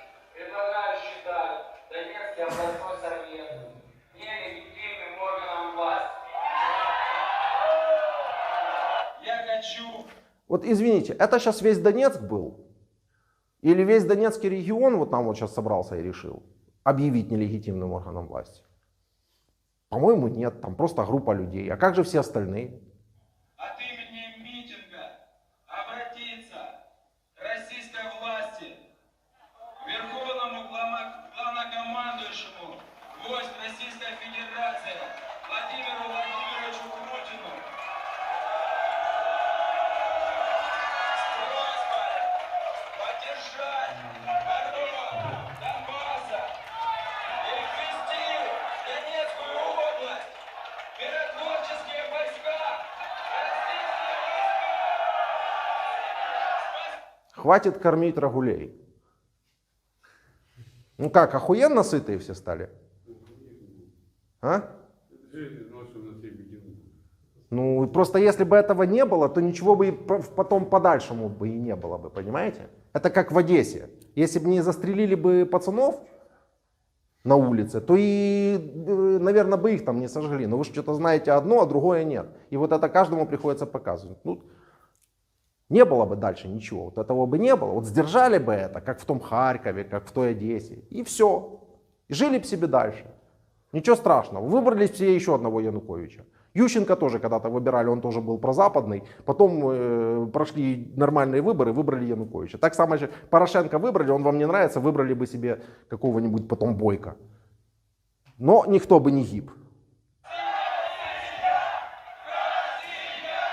Я уже сказал о том, что мы объявим о референдуме о статусе территории Донецкой области. Это однозначно. Это позиция, по которой я не имею никаких уступок и компромиссов. И там будет записано, то есть первое, Донецкая область, она остается в составе Украины. Угу. Вот что он говорит про состав Украины, а вот что на самом деле, вот за что кто-то из вас, может быть, голосовал или же не голосовал. Поддерживаете ли вы акт о государственной самостоятельности? ДНР, то же самое ЛНР. Они ничем, эти бюллетени, не отличались, в том числе и вот этими канделябриками. Было все то же самое. Да, нет. То есть ни о какой там федерализации, децентрализации и еще бог знает о чем не было речи. Здесь речь была одна. Независимый или нет? Все. Первая смерть на Донбассе в результате столкновений был убит 20... Запомните и другим передайте. Первая смерть на Донбассе. 13.03.14 года. И никак не раньше, и никак не до этого. Потому что если спросить у кого-то из ваших, когда она там была, многие вспомнят либо Луганскую ОГА, которая была через 3 месяца, либо еще что-то в этом духе. Но нет. Вот украинцев в украинском Донецке начинают убивать 13.03.14. Это просто мнение жителей Алчевска, но тут важно прислушаться к словам. Просто я не понимаю, откуда 17.03 могла взяться такая ненависть к Украине у человека. Да чтоб их захуярили всех, ебать. Давай я сфоткаюсь на фоне. Это украинская техника. Бля, подтягивают, пидорасы ебаные, блядь. Правильно, танки слабые, Ебаратино. Это Хуйня, россияне, он берут новое все. Чтоб вас, сука, одним ударом перехуярили. Хоть даже тут и родственники мои будут. Просто, чтобы вас перехуярили одним ударом, даже если там будут мои родственники, этот человек до такой степени ненавидит Украину по какой-то причине, что он готов даже, чтобы вместе с его родственниками там всех перебили. Почему Харьков не бомбили 8 лет? Почему именно вот эти регионы? Тут где-то, мне кажется, где-то здесь вот есть ответы на эти вопросы. Но мы сейчас до этого дойдем, поговорим об этом подробнее.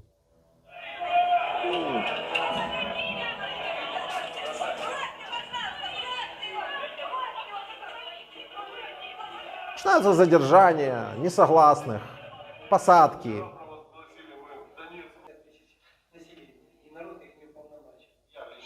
Ну вот Тарута, да, губернатор, легитимный. Все еще тогда как бы вот как-то так вот. Никто еще никого не бомбит, да, то есть еще серьезных боевых действий не идет. Разные мнения, я показываю разность мнений. То есть только что вы увидели людей с флагами России и Губарева, потом Тарута. Вот тоже еще есть мнения такие. Вот мы все ближе подходим к ответу на вопрос, почему. Вот украинские танки едут защищать украинскую границу. Нет, никто еще ничего не бомбит тогда. Вот. Ну, сейчас посмотрите.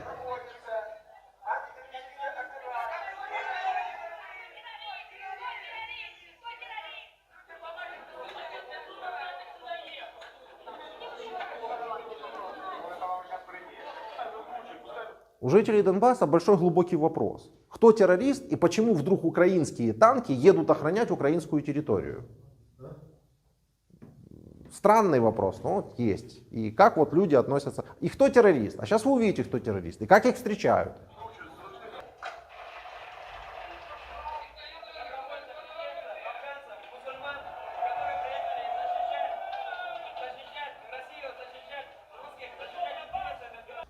Это для контраста показано, то есть как встречают украинские танки, руками голыми сдерживают, чтобы они не поехали на границу. В то же время с российской границы вот заезжают, пожалуйста, танки российские. Я не говорю, что это штатная армия, я не буду вам доказывать, там, что строем ходили, там, с шевронами, с какими-то шевронами. Просто это россияне на российских танках, которые беспрепятственно туда заезжают, потому что наших танков там нет. И они туда заезжают. Потому что сами жители наши танки сдерживают голыми руками. И кричат на них, что вы террористы, а россиян в то же самое время они почему-то встречают с аплодисментами. Чем они им были так милые и дорогие? Не знаю. Просто как есть.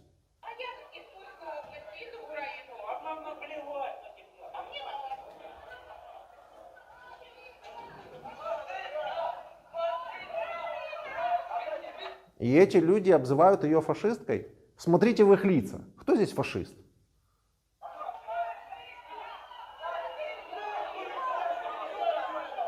И это она фашистка?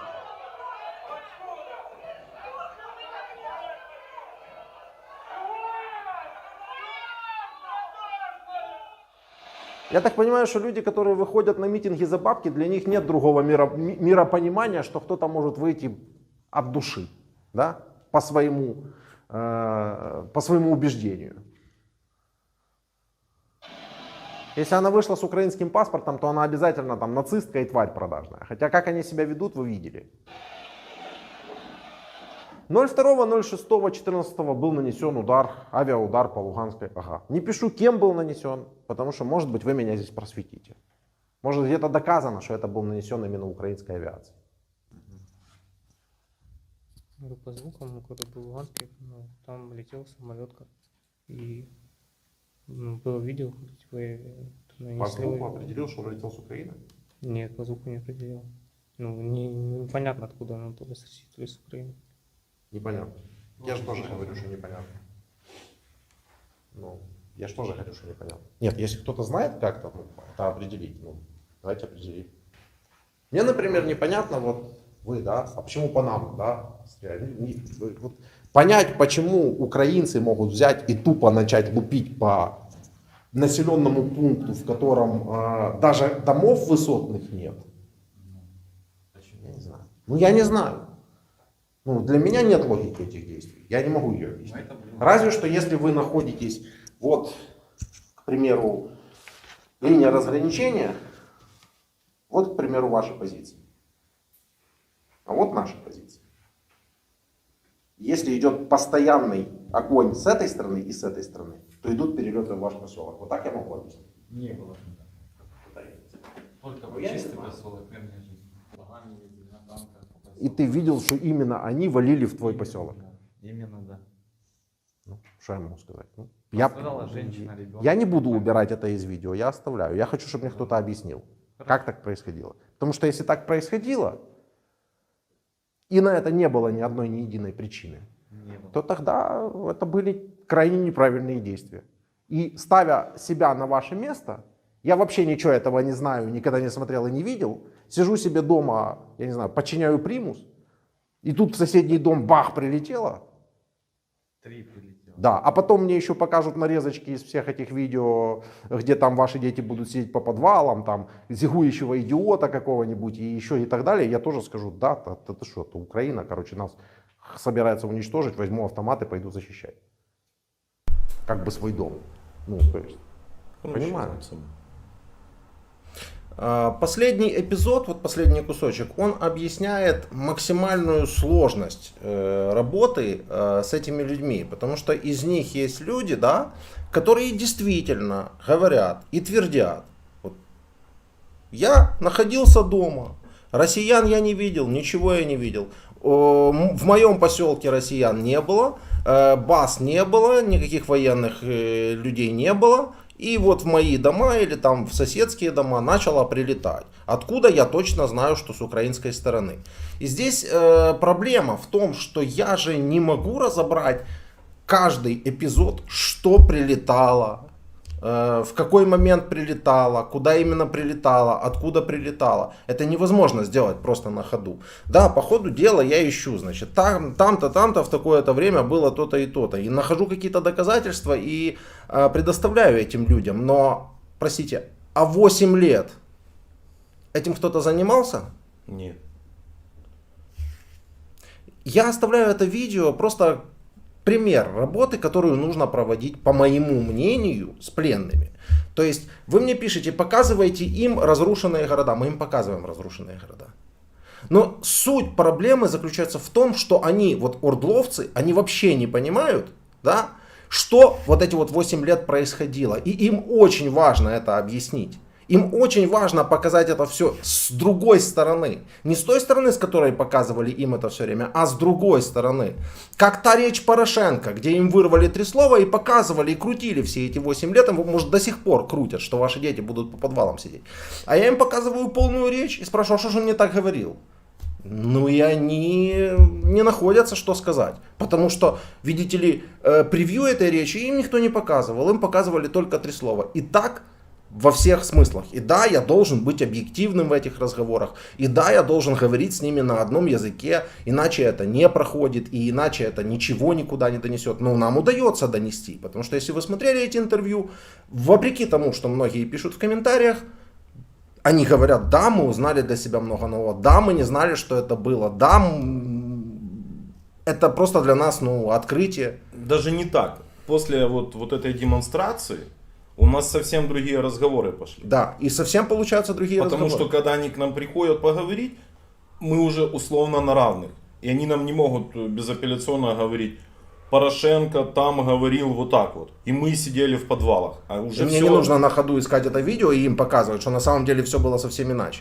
То есть мы им обрезаем все их мифы про вот эти вот 8 лет, и мы уже начинаем разговаривать не то, что там на равных, не на равных, а начинаем разговаривать уже предметно. И доносить до них, что вся проблема в том, что к ним пришла Россия. И когда они это понимают, что воюют они ни за какую, ни за республику, которую они там якобы ходили. Они вообще все думают, что они воюют за республику, которая должна была остаться в составе Украины на условиях автономии. А я им показываю их референдум и говорю, ребята, а где у вас там такой вопрос вообще был? Там такого вопроса не было. Вот. И так далее, и по каждому пункту отдельно. А у нас что делалось? Смотрите, вот Луганская облгосадминистрация, да, туда было попадание. Ни один из этих людей не утверждает, что туда было попадание именно с украинской стороны. То есть они вполне объективно, на удивление, на это смотрят. Они говорят, да, прилетело 2 самолета, один ударил и разлетелись в обе стороны. Вот так вот разлетелись. Один полетел на территорию РФ, один полетел вглубь. Эту ситуацию можно было бы разбирать, искать какие-то доказательства, аргументы, доносить до них, что и как там на самом деле тогда произошло. Потому что я, по моему убеждению, это все-таки российский самолет ударил, потому что лучшего подарка Путину, чем ударить в эту облгосадминистрацию в тот момент, да, в момент разгара, разлома, когда люди ще вагаются, да, в ту или иную сторону, не было лучшего подарка. Поэтому я думаю, что все-таки это был российский самолет. Но что делают наши средства массовой информации в этот момент? Они пишут, что в УГА взорвался кондиционер. Все, ребят. Все, понимаете? На этом точка. Рашисты берут эту историю про кондиционер, которую подняли уважаемые СМИ украинские, и говорят, смотрите, раз они так пытаются вкинуть вот этот фейк и таким образом оправдаться, значит, это украинцы и ударили в УГА. Так информационная работа не проводится, ребят. Нужно быть объективным, тем более за нами правда. Нам скрывать-то особо нечего. Вот то, что я делаю, это без доли манипуляций, без доли пропаганды, без доли фейков. Все основывается на открытой информации. Но зачем было писать такую чепуху, которой до сих пор манипулируют? Я не понимаю. Это о информационной работе. Дальше. Я вспомнил Грымчака, и мне здесь пишут, про Грымчаку хорошо прошлись. А скажите, сколько канал Дом украл при Зеленском? Вы зачем-то постоянно пытаетесь втянуть меня в разговор о том, кто лучше. Порошенко или Зеленский или еще кто-нибудь. Я не говорю об этом. Я сказал предметно про Грымчака. Понимаете? Предметно. Да? Про канал Дом я могу сказать, что это полная чепуха, которую я смотрел. И освоенный бюджет был освоен в никуда. Вот в никуда просто был освоенный бюджет. Никаких поставленных задач этот телеканал не выполнял. Все, что еще вы от меня хотите услышать, я не понимаю. Посадили кого-то из телеканала Дом, как Грымчака? Ну, пока нет. Посадят, ну, возможно, если будет за что, ну, значит, ну, закон же должен быть какой-то в стране. Я могу сказать про канал Дом то, что я говорю как человек, который просто смотрел его, свое мнение. А по Грымчаку я вам говорю предметно. Человек занимался этим, должен был заниматься вопросом переселенцев, а по факту занимался тем, за что его посадили. То есть коррупцией. Что не так? Вы думаете, я хочу кого-то оправдать, а кого-то наоборот унизить? Нет. Я говорю о том, что у нас информационная политика 8 лет не велась. Вот и все. Поэтому мы сейчас получаем людей, которые абсолютно не понимают, что там на самом деле эти 8 лет происходило. Все. Очень простая математика. А если кто-то захочет разобраться, обращение ко всем. Если кто-то знает какие-то детали или подробности вот этого вот удара по Луганской ОГА, напишите на почту, которая есть в описании канала и под каждым роликом. Люди предметно неплохо иногда подкидывают, кстати, информацию. Вот конкретно мы говорили с человеком про Зеленополье. Человек говорит, что Зеленополье обстреливали украинцы. Это было в такой-то период времени. Мне сейчас скинули про Зеленополье, расклад какой там был, предметно, с доказательствами. Я вернусь, если у меня будет возможность поговорить с этим человеком или еще с кем-то с этого места. Конечно же, я эту информацию подниму. Если есть какие-то факты, пруфы и так далее. Мы за правду. Нам самим интересно разобраться и донести ее ко всем подписчикам, ко всем слушателям. Но то, что информационная война не велась вообще, это факт. Поэтому я предлагаю... Ну, я просто хотел сказать, что вы же понимаете, все эти видео, которые мы сейчас показываем, они больше объясняют то, чем мы занимаемся, нежели мы хотим вам, я не знаю, мы их не пускали все отдельными роликами, специально для того, чтобы собрать и вот в таком длинном большом стриме объяснить некоторые моменты. Их не было, этих видео. Это работа, которая осталась за кадром. Она просто нами проводилась на лагере. И если вы видите интервью с плюс-минус вменяемыми, не дуболомами, который сел, уткнулся и нет, а уже нормальный предметный разговор, то скорее всего этот разговор был уже после того, как мы с этим человеком провели вот информационно-просветительскую беседу. Еще раз говорю, без доли пропаганды и без доли манипуляций. Вот как есть, по факту просто взяли и поговорили. Честно, открыто, прямо объяснили и показали. Взяли материалы, собрали ролик на горячую, на скорую. Собрали их, попросили в зале, показали. Мы видели их реакцию вот так вот вживую, когда они сидели перекошенные, что что-то не так все у них в голове. То есть по ним было видно, что они меняются. Вот где-то здесь что-то там происходит. ну как есть. Поэтому у нас вот этот, извините за качество, за колхозный там формат. Ну да, как вы знаете, пакет. ну, у нас все, весь наш технический арсенал помещается в один небольшой рюкзак. И я вам сразу скажу, не надо сейчас что-то предлагать, потому что ну, это просто по-другому у нас работать не может. У нас все должно быть максимально компактно и максимально мобильно. Что мы из этого вытягиваем, то мы и вытягиваем. Другого варианта пока у нас что по просто сути нет. всегда экспромт. Мы не знаем, где мы будем. В основном, да. Мы не знаем, с кем мы будем, и мы не знаем, как это будет происходить. Вот. Следующий кусочек видео, это уже, мы его тоже не опубликовали, но это видео мы будем публиковать отдельно. Оно выйдет, этот разговор выйдет полностью, потому что здесь мы уже его плюс-минус нормально записали, так что там всех слышно, потому что на этом видео вообще было слышно только меня. То есть там диалог как бы показывать нет никакого смысла, да, потому что их не слышно, ну и с этим ничего не поделаешь.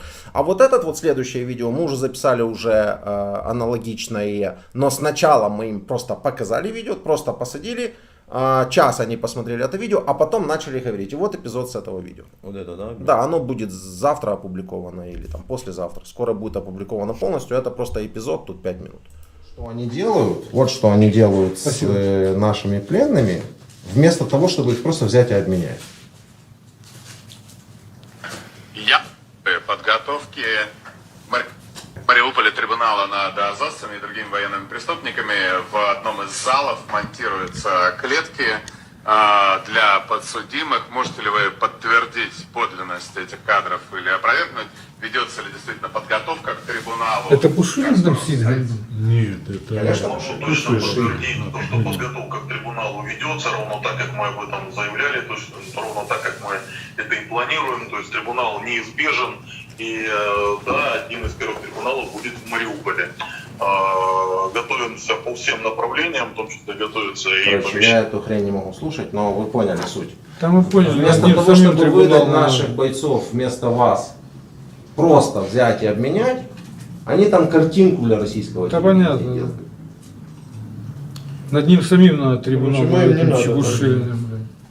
Ну не то, чтобы вы им не надо, им просто на вас наплевать. А наши пленные, им нужны, чтобы картинку делать. Они же там рассказывают у себя по телевидению в России, что уже 10 тысяч украинских пленных, у них 20 тысяч, 100 тысяч. Мне пишут там в комментариях, я говорю, берите больше, миллион. Вы нам людей наших отдайте, вы там считаете 10 миллионов, миллиард, сколько хотите. Вот ваши люди, вот очередная партия, готовая на обмен, вы нам наших отдайте, считайте там, что хотите. Хотите своих переоденьте и делайте вот эти вот спектакли там с ними проводите. Понимаете? А еще есть такой тезис у некоторых пропагандистов, что украинцев меняют на украинцев. Вот мы хотим вас выдать, да, туда, для того, чтобы отдали наших бойцов, да, вместо вас. А как вы думаете, почему приходится украинцев менять на украинцев? Вы для нас тоже все украинцы. А почему так вот происходит? Почему так нужно делать? Приходится делать. Просто эта фраза украинцев меняют на украинцев, она немножко неполная. Полная фраза будет: украинцев, которые воевали за Украину, меняют на украинцев, которые пошли воевать за Россию. Так полнее? Так полнее, да. Честнее? Да. Как бы да, честнее. Иначе тогда в противном случае вопрос, а почему тогда вашим обменом и полностью вашим покровительством и всем остальным занимается именно Россия? Значит, ребят, мы не можем там всех переубедить, там, да, мы не можем вам там контраргументировать некоторые вещи, потому что я просто их не знаю, о которых я уже говорил, да, меня там не было, как говорится, да, и так далее, и так далее. Но мы можем, по крайней мере, показать объективную картину событий, которые вам не показывали. По тем моментам, которые, вот мы вам сегодня показали вот эту нарезку. Новое узнали что-то для себя? Да, конечно узнали. Очень много нового там. То есть это те вещи, которые вам показывали всегда с одной стороны. Здесь они не с одной стороны, здесь они с двух сторон. Здесь и то, что показывали вам, и то, что вам не показывали. Да? Вот вам результат. Этот ролик, да, говорю, будет там завтра-послезавтра, послезавтра, ну, в общем, скоро он выйдет. Это очередная группа пленных, готовая на обмен, после беседы с нами. То есть мы опять снова будем показывать, что вот ваши люди, вот они готовы на обмен, давайте их забирайте. Потому что уже прошлый обмен, как вы понимаете, он сорвался без вариантов просто. Сорвался и все. То есть и вместо обмена мы получили обстрел на следующий день Николаева. Николаева. Да. Мы там, мы же вели оттуда стрим. Вот. Сейчас мы, я говорю, подводим итоги под всем тем, что мы делали, делаем, и как бы будем делать, и показываем все те эпизоды, которые ранее не показывали, отвечаем на те вопросы, на которые, возможно, раньше не отвечали, хотя на некоторые, я так понимаю, нужно отвечать постоянно. Как, например, на вопрос о том, могу ли я кого-то там найти из наших заключенных в РФ, или наоборот найти кого-то из... Он там в чате насыпает. Да, ну то есть отвечаю миллионный раз, каждый раз, на каждом стриме. Нет, не занимаемся. Показываем ровно тех, кого мы показываем. То есть у нас нет ни одного, кого мы сняли, но не показали. Нет ни одного. У меня пустая папка неопубликованных видео. Вот это вот то, что мы сейчас показываем, это последнее из того, что у нас не было. Остальные видео уже залиты на канал и будут выходить раз в день, как они ранее и выходили. Мы ничего не скрываем абсолютно. Мало того, вот эти люди, которых мы только что показали, там 8 человек или 9, они все позвонили. Практически все там жены, родители не знали о том, что они в плену, они их искали. То есть там цепочка запущена. Цепочка, называем ее, садят кипиш. Вот я покажу сейчас, у нас есть еще вот это вот видео, жены называется. Жены, да? Да, есть это видео у нас. То есть, как видите, у нас цель, про которую мы говорим точно так же в каждом ролике. Наша цель, чтобы там в Рашке садили кипиш и шли требовать обмена. Они обмены срывают. Ну и плюс ко всему, чтобы начинало что-то доходить. Доходит. Доходит. До определенных групп. Ну, то есть те цели, которые мы декларировали изначально, они вообще никак не изменились. Донести что-то туда донести что-то, понимаете? Наши люди, которые это смотрят, они смотрят это чисто по касательной. Все это туда в основном, вся эта информация обращена. И поэтому она показывается, да, под определенным углом, с определенной долей моментов и нюансов. Это про УПЦ уже я захожу, но я сейчас это в конце. Тише, да? тише. Которые нам не понять нашим людям. Они не понимают, почему так. Мы когда ролик выкладывали, мы четко знали, что будет. И четко понимали, мы четко как знали будет, реакцию наших мы знали, людей, сколько ботов негодование, прибежит. отписок, всего прочего. Мы расскажем эти Вы все думаете, приколы. мы не понимаем этого, да, что ли? Кстати, критик там удалил сообщение одного спонсора, он уже покаран был по телефону. Вот он. В смысле, критик был покаран? Критик был покаран, критик... Он ошибся. Он ошибся, он больше не будет, тогда Да. я не знал. Сори, Да, ненавижу да, эту тряпку. Поэтому это раз. И, кстати, ребята, 117 тысяч человек уже посмотрело этот стрим по счетчику, по статистике, но всего 9 тысяч лайков. Но Да, это, это нехорошо. час 41. Это неправильно. Воскресенье. Следующее видео уже это у нас идут дополнительные звонки на лагере. Как это было? Часть людей, которые не смогли дозвониться, я с ними там связывался все это время, устанавливали, находили их номера через там знакомых, перезнакомых, все-таки собрали, сформировали там пул там из 10 человек, плюс тех, с кем мы разговаривали 3 месяца назад, и их не поменяли еще. Они точно так же попросились там в администрации, дайте еще раз позвонить. Им тоже дали возможность позвонить. Мы там сработали четко, как Дима, Вова, таксофон. Ну, да. Но нам нужно, чтобы они туда Нам дозванивались. нужно, чтобы они позвонили. Потому что они объясняют своим вот там вот мамам, папам, дедушкам, бабушкам и всем прочим, что нужно делать. Те идут и делают. А чтобы они там это делали, это нужно в свою очередь нам, понимаете? То есть это не потому, что мы хотим им устроить отличные условия для жизни. Нет, это часть той информационной деятельности, которой мы занимаемся. И это не оправдание сейчас. Мне не перед кем оправдываться. Я просто объясняю, втолковываю это людям, которые не понимают, зачем мы делаем те или иные Вы вещи. даете им позвонить. Может, вы им еще мороженое принесите. Мы даем им позвонить, чтобы там мама, жена пошла и стала выносить мозг какому-то там идиоту из военкомата. И они это делают. И они это делают. Они потом записывают видео, нам это скидывают все. Нам это все скидывают. Мы это читаем. Мы это читаем и видим результат. Но если мы это все будем публиковать, то нам надо 45 еще человек посадить, которые это все будут делать. Ну, мало того, они же все еще пытаются остаться инкогнито. Безусловно. То есть все, что мы показываем, в основном это либо наша личная работа, либо работа из открытых источников, которые вот мы в том числе и сейчас тоже покажем. Значит, дополнительные вот эти вот звонки, в процессе которых мы смеемся, мы курим. Просто потому, что если бы вы неделю бы просидели бы на лагере за этим общением, день в день, с утра до вечера, я бы просто посмотрел, как бы вы себя вели. Мы себя ведем естественно, так как мы себя ведем обычно. Если мы будем сидеть и все время ненавидеть, мы были свидетелем, так не как получается, с нами честно. присутствовали во время интервью следователи там. Да, были, которые срывались которые на пятой срывались, минуте. там, на пятой минуте разговора просто срывались и начинали кричать. Вы убиваете наши И стучать рукой по столу. Ну и что дальше? Сколько контента мы бы наделали бы с таким отношением? И сколько чего бы мы туда донесли с таким отношением? Ну, ролика 2. Наверное. Врубай. А потом бы прибежала Дополнительные Женевская дозвоны комиссия. идут Нет, 28 минут. Да, дозвоны, все правильно. Они идут 28 минут с учетом нашей финальной реплики на лагере, которую мы пишем на ходу сразу же после этих доп. Дозвонов. Уточнение, подожди, врубай. После нашего призыва поставить лайк 3 минуты назад добавилось практически 3000 лайков. То есть это работает. Лайки нужны для того, чтобы ролик попал куда-нибудь в рекомендации, чтобы его увидели другие. Поэтому вот и... Поэтому может добавиться еще 1004 сейчас. Да, поэтому кто не поставил, нажмите, Поставь. это ж как бы там... Для вас мелочь, а нам приятно. Давай. Все, любі друзі, смотрим дальше, будет интересно. Это, я матери не могу дозвониться, она мне там говорила, что меня там директор разыскивал. Это, пусть, я не знаю, съездит к нему, ну вот это, что я в плену... Она сейчас идет домой. Ну, у меня нету времени будет позвонить больше. И это, встреться с ней, скажи, пусть...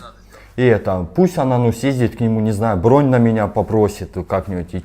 Я там написал Красному Кресту письмо, возможно, он будет тебе звонить в объявлении. Ей скажи, что я написал письмо Красному Кресту неделю назад. Где-то дня через 2 должно быть на месте. Ну, Лазаренко вернули. Это я был в Чернобаевке. Мы приехали, а он уже в плен попал. Вы нам за Чернобаевку ничего не рассказывали. А мы там пробыли 4 дня. Видели там, валили кто-то кого-то?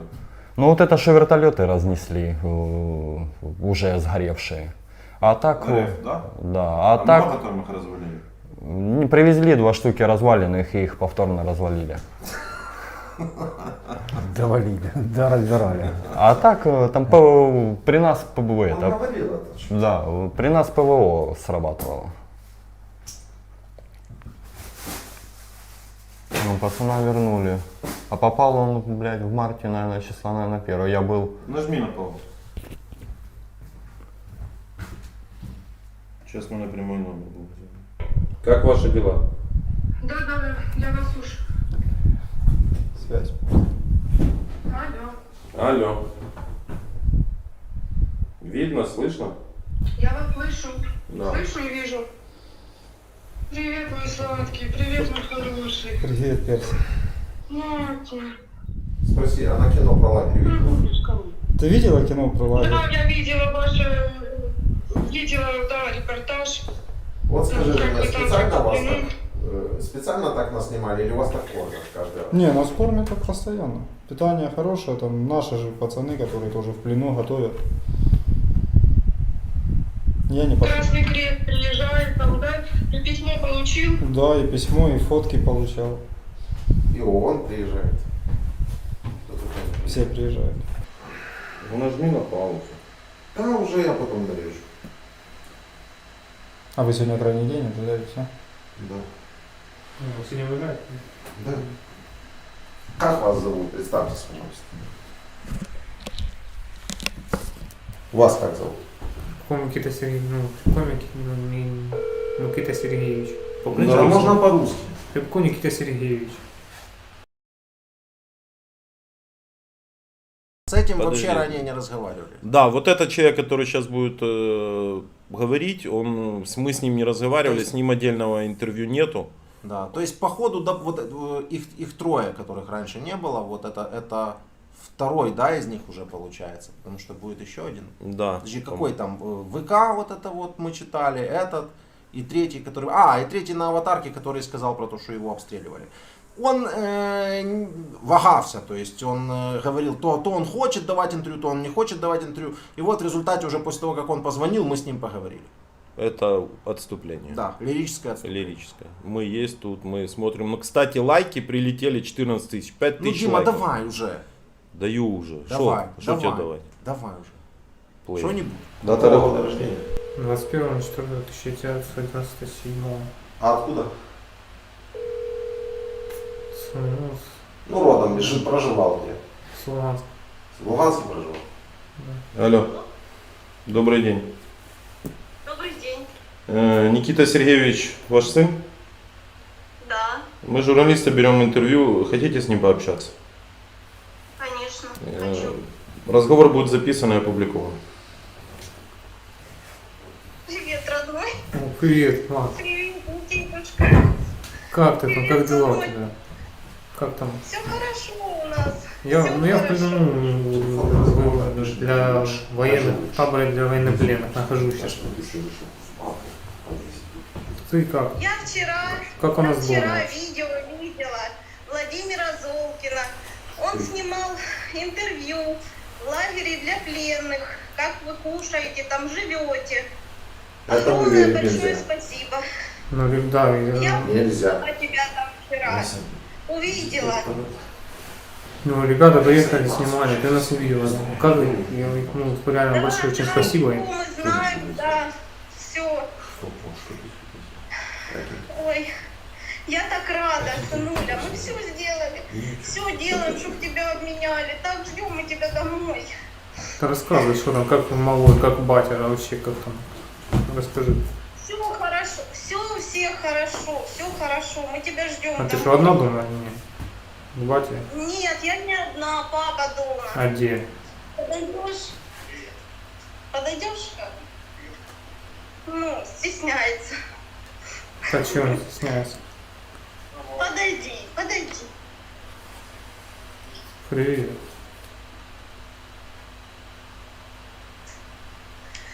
Ой, ужас. Спасибо огромное Владимиру Золкину. Это то, что осталось. Очень большое Чтобы спасибо. можно? Чтобы можно? Все повыдавали лично, повыдавали часы и все. Ну, я не знаю, мам, как там сколько времени это займет, как мы там поменяем, посмотрим, я не знаю по этому поводу. Я думаю, все будет хорошо, но обязательно скоро увидимся. Я уже очень соскучился Да, за вами. это с церкви девочка. Ты согласился на интервью, да? Да. Я смотрела интервью, все думаю, все-таки я ждала, что ты тут когда-то появишься. Наступил этот день, я благодарна. Ты живой, и у тебя есть и руки, и ноги на месте, что все хорошо. Малой бегает на улице. Да. Ну что еще сказать, Никита? Ждем мы тебя домой. Ну все, я был очень рад вас слышать, правда, соскучился сильно. Что еще сказать? Я не знаю даже, что сказать. Ну да, все, что ты, наверное, уже рассказал, все, что можно, да? Посмотреть будет в Ютубе или где, да? Да. Запись идет. Да. Да. Ну, реально, очень большое спасибо, что дали возможность все-таки связаться, позвонить. Да, вы о своем. Общаться. Вы поговорите о своем, а тоже такое. Бабушке все нормально, все, ждем все тебя. Я понял. Ну вообще, чем там занимаетесь? Как там дома? Что там происходит? Ну, военные действия не идут или идут? Нормально дома, все нормально. Что все нормально? Дома у нас все нормально.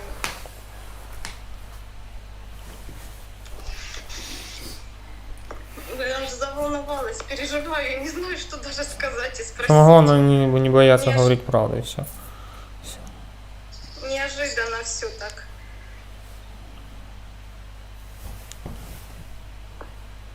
Потому что я, когда я увидела видео, где снимает Владимир жизнь вашу в плену, я Вчера Никита расстроилась, конечно, очень переживала и проплакала, потому что я тебя не видела очень давно, полгода я тебя практически, сынок, не Мамуль, я видела. тоже столько же соскучился, как и ты, то же Я самое. уже даже не могла поверить, что я тебя вообще когда-то увижу в это.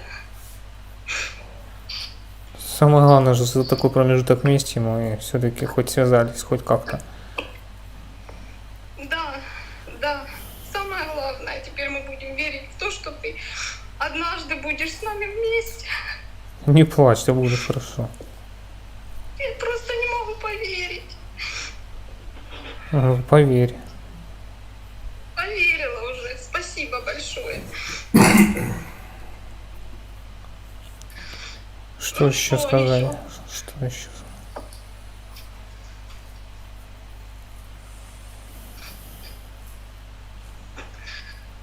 Куда ты его? Не надо. Поздоровайся, хоть скажи брату привет. Привет, Никита. Привет, Артурчик. Как ты? Я тебя люблю, маленький. Самое главное, что у тебя все.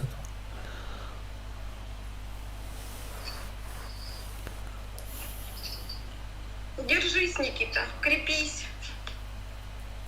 Самое главное, терпение тебе, сынуля. Тебе терпение.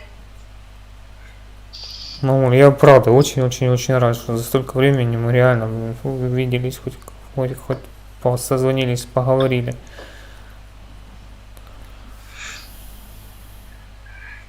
Ну что еще? Больше мне нечего сказать. Жду обмена.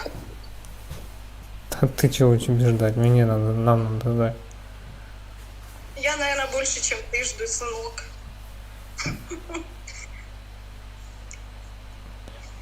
Ну расскажи хоть что-то еще. Ну, что я расскажу? Все в порядке. Все в порядке. Дома есть дома.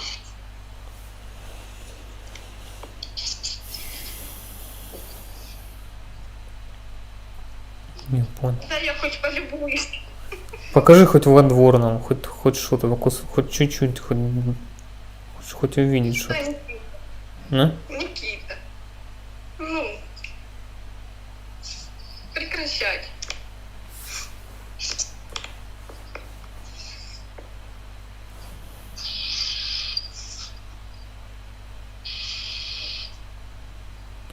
Иди на тебя, пусть еще посмотрит. Молчим. Ну военные действия сейчас не идут хоть? Ну, как сказать. Продолжаются. Ладно, мамуль, я правда, я очень рад был вас увидеть, услышать.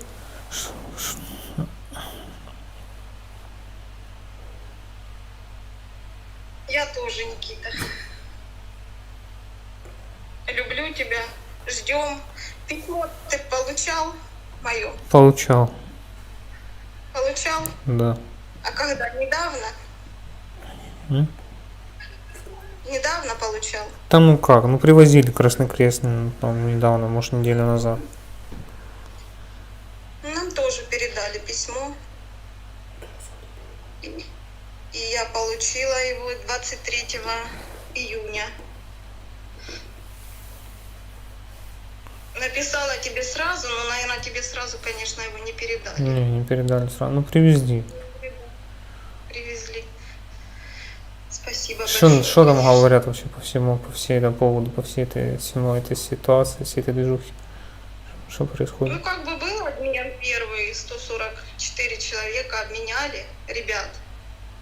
Был. Сейчас тишина, разговора как-то не слышно за обмен. Говорят, сорвался. Должен был произойти 12 июня, якобы и сорвался. Дальше об обмене я ничего пока не могу сказать. Когда и что планируется, ничего я не знаю.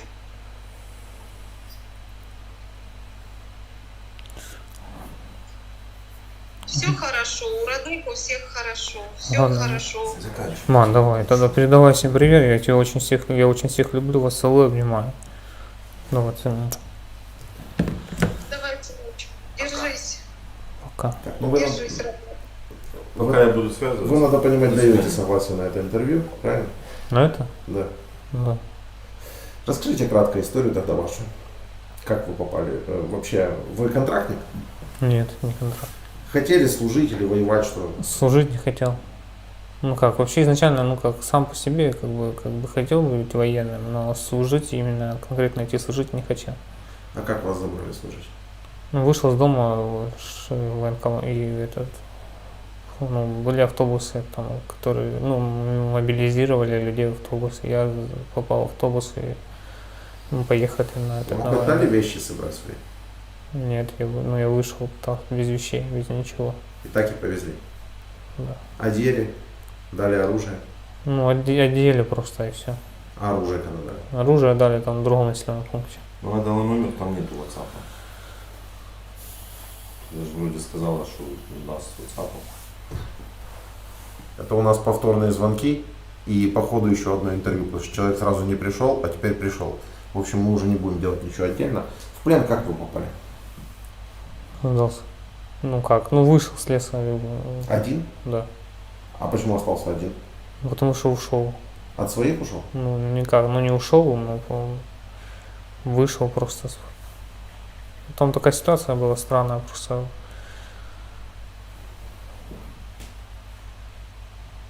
просто вышел, пошел там на пятиэтажке, там потом переночевал, потом вышел и пошел в лес. Из леса вышел там 3-4 дня. А как оказался в пятиэтажке? Так, когда ранение было, я там ночевал сутки. А ранение при каких условиях получил? При боевых действиях. Так, там были все вместе, да, получается? Вы получили ранение, так? И после этого пошли в пятиэтажку? Так. А ваши где в это время были после ранения? Там, кто где, в смысле? Ну, они как, разбежались, получается? Кто в окопах был, кто там был. А вы почему в пятиэтажку пошли? Получается, оставили всех и просто пошли? Да. Я не оставил всех, нас пришли, забрали, раненые, и отвели на пятиэтажку, там перемотаться. Понял. И перемотались на пятиэтажке? Да, там сутки провели, переночевали, и потом я вышел оттуда и ушел просто. Сам уже, да? Да. Понял. Нормально. Может. Это самое. Это может просто было состояние какое-то, так нормально. Что вы можете передать другим, которых мобилизируют сейчас? Да ничего, не воевать. Я за мир. И хочу им тоже так же передать мира. Чтобы прекратились боевые действия. Боевые действия прекратятся, когда от вас Россия уйдет. Вот уходит Россия, и боевые действия прекращаются сразу. Вы берете флаги украинские, вывешиваете на домах. Все, и Россию, все, пока, ребята, вы нас уже достаточно защитили, хватит, идите домой. Там, это уже по желанию. Да. Да, понятно, что они не уйдут, и спрашивать никого не будут. Это естественно. Такое. Я закончил, набирай. Я не знаю, о чем говорить. Нажать паузу надо. Сейчас мне дадут другой номер. Владимир, у вас есть пауза, не стоп. Слухаюсь. Мать там нормально, теща? Да, все нормально, все хорошо. Данил вернулся? Нет. Нет, я понял. Короче, дома все хорошо, да? Да. Ань, забери мои вещи, пожалуйста. С мясокомбината. Мои вещи, да. Хорошо. 3502. Вы идете воевать за Россию, не за себя, не за какую, не за республику. За Если Россию. честно, у меня жена была на 8 месяце, я был на рыбалке, приехали, сказали, жене, мы знаем, что он дома, пусть идет. Так он говорит, он отбывал срок, он не имеет права идти воевать.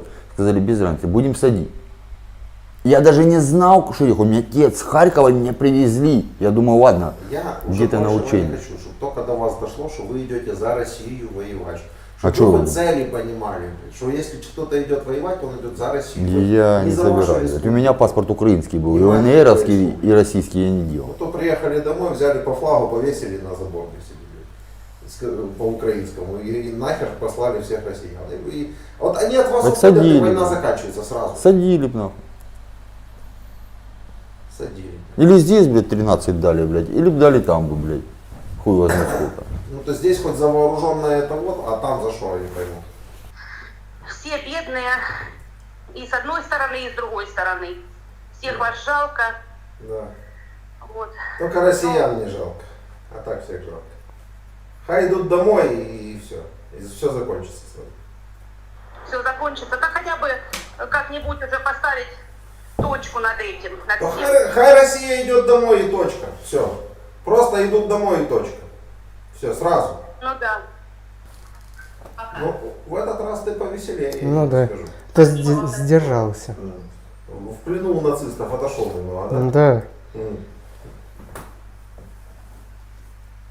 Странная история. Ваши пленные у нас в плену как бы у нацистов домой звонят, все пишем, публикуем, показываем, а вот наши с Россией что-то не очень. Это тут надо задуматься, кто нацисты. Ну да. Тетя Ир, здрасте. Это Миша. Ой, Миша, моя ты золотая. Ой, Мишенька, зайка, как ты там, зай? Да все нормально.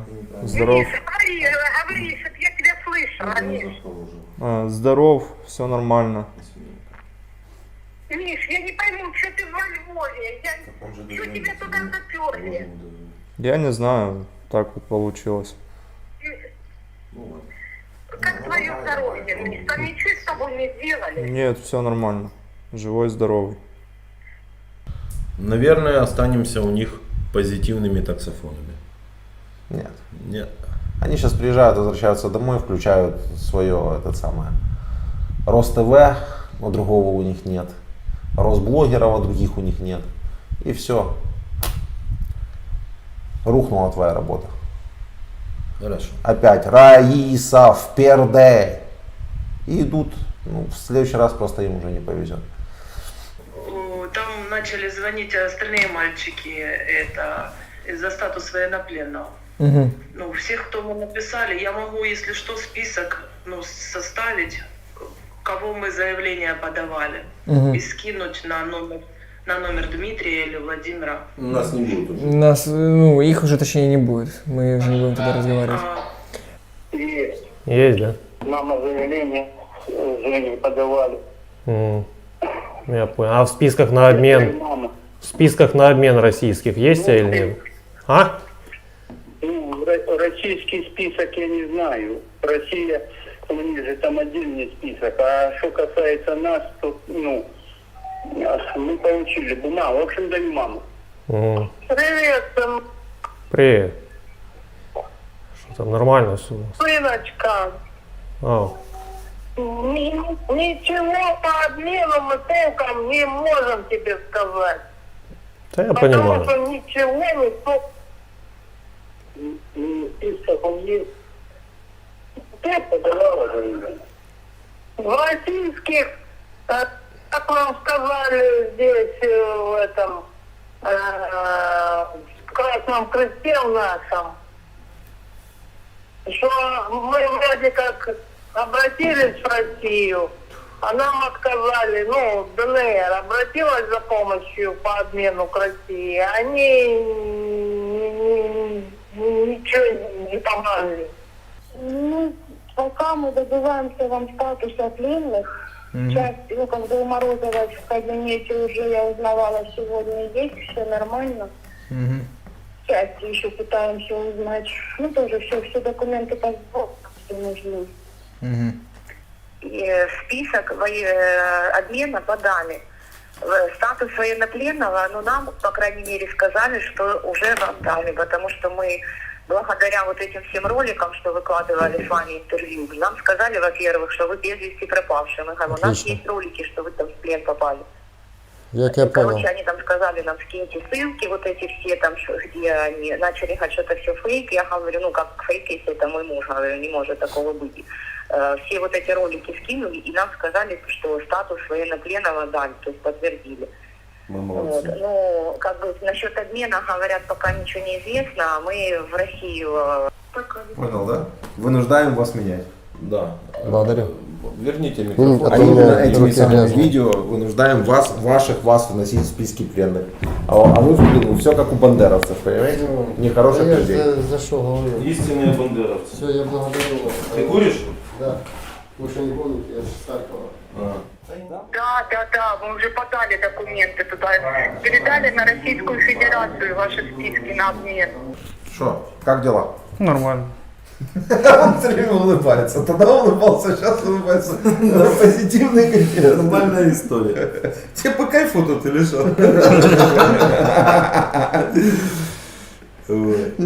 Плюс 7, 0,99. 16. 16. Где ты работаешь? Студент. Я понял. На пакетах. На пакетах? Да. Я вижу, уже не загорел что-то. Те загоревшие. Все, отзвонились, отработали на лагере, со всеми, абсолютно со всеми поговорили, кто имел желание с нами поговорить. Это список Дмитра. Некоторые не изъявили желание с нами поговорить, их там человека 4, наверное, по этому списку. Естественно, все они записаны, как обычно, как отказники и в отдельную папочку сложены для подтверждения того, что мы общаемся только с теми, кто желает с нами говорить самолично. Многим дали позвонить по второму кругу, кто уже раньше звонил, не мог дозвониться и не смог дозвониться сейчас. В общем, все, это жест доброй воли, да, дали возможность позвонить. Дозвонились практически все, кроме 2 человек, но там непонятно что-то с номерами, там что-то не так. Там Лугандаком шалит. Лугандаком шалит. Кстати, я раньше не знал, что у них нет в симках интернет. Ну, он есть, но только его нет. То есть он типа есть, и в некоторых местах, если ты подпрыгнул и поймал его. А может надо это самое, в Google вводишь запрос, подбрасываешь телефон, По сути, это он видео, приземляется и уже есть. Хорошо. По сути, это видео для тех, кто ждал звонка и кому мы не смогли из Ордло дозвониться за этих 3 месяца. Чтобы вы в очередной раз поняли, что мы делаем исключительно отрицательное какое-то действие для вас, да? Мамочки, пожалуйста, пришлите своим детям номера телефонов, вайберов, телеграммов, там не просто свой один номер, на который нельзя дозвониться, а напишите там мама, папа, вам же не ограничивают, напишите эти номера, потому что они приходят и у них в глазах печаль и боль, когда мы 20 раз пробуем выбрать, а вы набрать, а вы не берете трубку. Во время некоторых разговоров, когда мамы думали, что уже отключилась связь, но она на самом деле еще не отключилась, мы слышали такие тезисы. Не может он ничего говорить, ничего не может говорить. На самом же деле, когда они вернутся домой, вы узнаете и поймете, что они могут говорить абсолютно. Тут уже вообще даже уже все, даже уже где находятся они говорят. То есть вообще их никто не ограничивает в этих разговорах. То есть, ну а собственно, а что им уже скрывать, да, так если разобраться, если они уже давным-давно все рассказали, нового ничего сказать не могут. Условия их содержания вы здесь видели. В общем, все то, чего не видим мы по содержанию наших военных в России. То есть, кто здесь вот этот нацист, вы уже решаете сами. По нашему отношению к тому, как мы относимся к людям, которые пришли к нам с оружием, и как относятся к тем людям нашим, которых даже из мирных городов позабирали ваши нацисты, поувозили туда, и до сих пор от них ни слуху, ни духу, непонятно, что с ними вообще.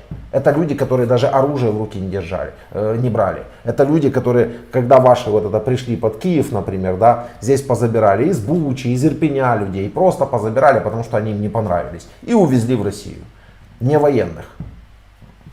А наличие их здесь, это говорит о том, что вы ничего не делаете, чтобы их забрать. Вы не обрываете телефоны, вы не, ну то есть один звонок в месяц, где мой сын, и ответ, мы его ищем. Тут каждый второй, когда дозванивался, получал от родителей ответ, что ты в розыске. Но в каком он нахрен розыске, если он уже 4 месяца в плену? Ну или делаете недостаточно. Или делаете недостаточно, правильно. Да. Нельзя не отметить, насколько мамы жителей Ордло или родственники жителей Ордло отличаются от мам россиян. Это просто между ними просто пропасть, понимаете?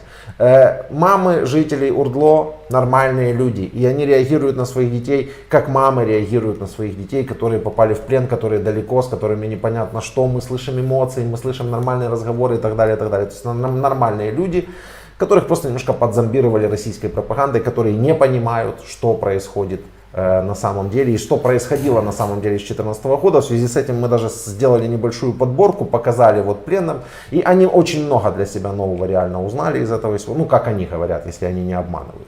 Вот то же самое и мамам этим нужно пересмотреть, и папам, и вообще всем жителям Донбасса, да, посмотреть и понять, что вас сюда россияне гонят на убой, и им до вас просто абсолютно безразлично.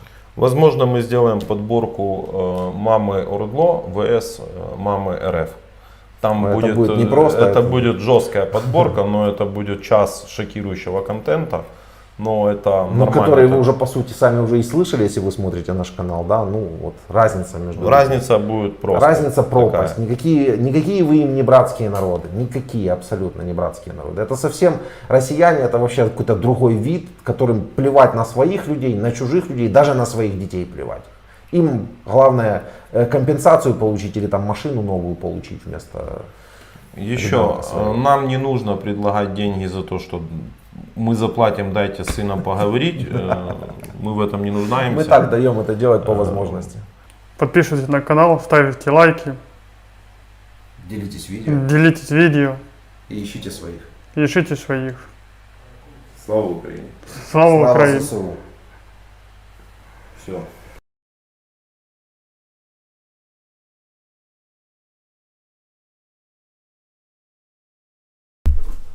Тебя не было слышно. Да, мы могли бы сидеть и делать морды кирпичами. Просто. Вот все наши интервью были бы монотонные и одинаковые. Без эмоций. Не смешно, не грустно. Сел следак такой и допросил. Вы знаете, что-то мне подсказывает, что наша цель по донесению информации туда, таким образом, была бы менее эффективна. Вам не кажется так? Но они звонят, они обрывают телефоны, они и садят кипиш там, выражаясь рабочим крестьянским языком. И они даже уже записывают обращение к Путину. Именно жены тех пленных, с которыми мы общались. Кстати, по ходу общения, вы же заметили, да? Все они упоминают наши видео, все они знают наш канал, все они приносят эти видео, чтобы показать, что вот он мой муж. Не надо его подавать ни в какой розыск, и он не пропал без вести, и он не погиб тем более, а вот он живой, давайте его менять. И все это делается для того, чтобы наших людей забрать домой. И если уже так говорить без скромности, а по факту, если сильно интересует кого-то, то в обмене прошлом, который все-таки состоялся, 144 человека, мы принимали непосредственное участие. И это не ради благодарности какой-то, еще чего-то, а ради того, чтобы вы просто понимали, что и зачем делается. Вот, собственно говоря, и все. Давай жен этих посмотрим. Подожди, Да. это вот есть категория там подписчиков и комментаторов, которые насыпают, что вы там слишком толерантны, слишком там еще что-то. Это вот Вова для вас прокомментировал. Мы четко знаем, что мы делаем, и четко знаем, для чего мы это делаем. По сути, наша Четко знаем, что мы не идеально это все делаем. Не идеально делаем. Абсолютно отдаем себе отчет. Но у нас нету каких-то инструкторов, каких-то там супер сценариев, как это должно происходить. Их ни у кого нету. И с этим тоже надо считаться. Поэтому... Не, ну почему? По ходу дела мы сейчас наполнили какой-то опросник, да, у нас уже появились какие-то шаблоны видео, которые можно показывать в том или ином эпизоде. Когда человек включает дурака, делает вид, что он того или иного не знает, ему нужно включить и показать. Потому что раньше, например, там про биологическое оружие кто-то там заикался, а сейчас мы Михалкова включаем и спрашиваем, как эти птицы должны были лететь. Ну, неоднократно вы это уже видели все. Из хихихаха у наших разведчиков каких-то был пленный, и они там копали какую-то траншею, ну, в воскресенье, чтобы было хоть какой-то юморок. И копает пленный окоп, и наш боец говорит: отвернись, у нас он гуси наши летят. Да. То есть наши военные тоже шутят с ними, потому что, ну, юмор, он присущ людям, в принципе. Они не могут постоянно быть в напряжении, постоянно испытывать чувство ненависти и отвращения. Или у них вообще ничего не получится. И еще раз говорю, когда мы это делаем, вот мне многие пишут: мой муж в плену, я не знаю, что с ним, у меня нет с ним связи и так далее, и так далее. В том числе мы обращаемся посильно и к разным организациям, которые должны туда проходить, должны предоставлять эти звонки, к разным правозащитникам. Но не можем мы показывать все и публиковать абсолютно все. Но если вы думаете, что нам безразлично, то вы должны понимать, что наша деятельность в принципе вся направлена только на то, главным образом на то, чтобы вернуть наших людей домой. Это один вариант. И второй вариант, это чтобы поменьше рашистов поехало сюда. И оба варианта работают. То есть не делает тот, не ошибается тот, кто ничего не делает, это понятно, да? Но... Диванные эксперты. Это да, к вам. комментарии от диванных экспертов, здесь они, знаете...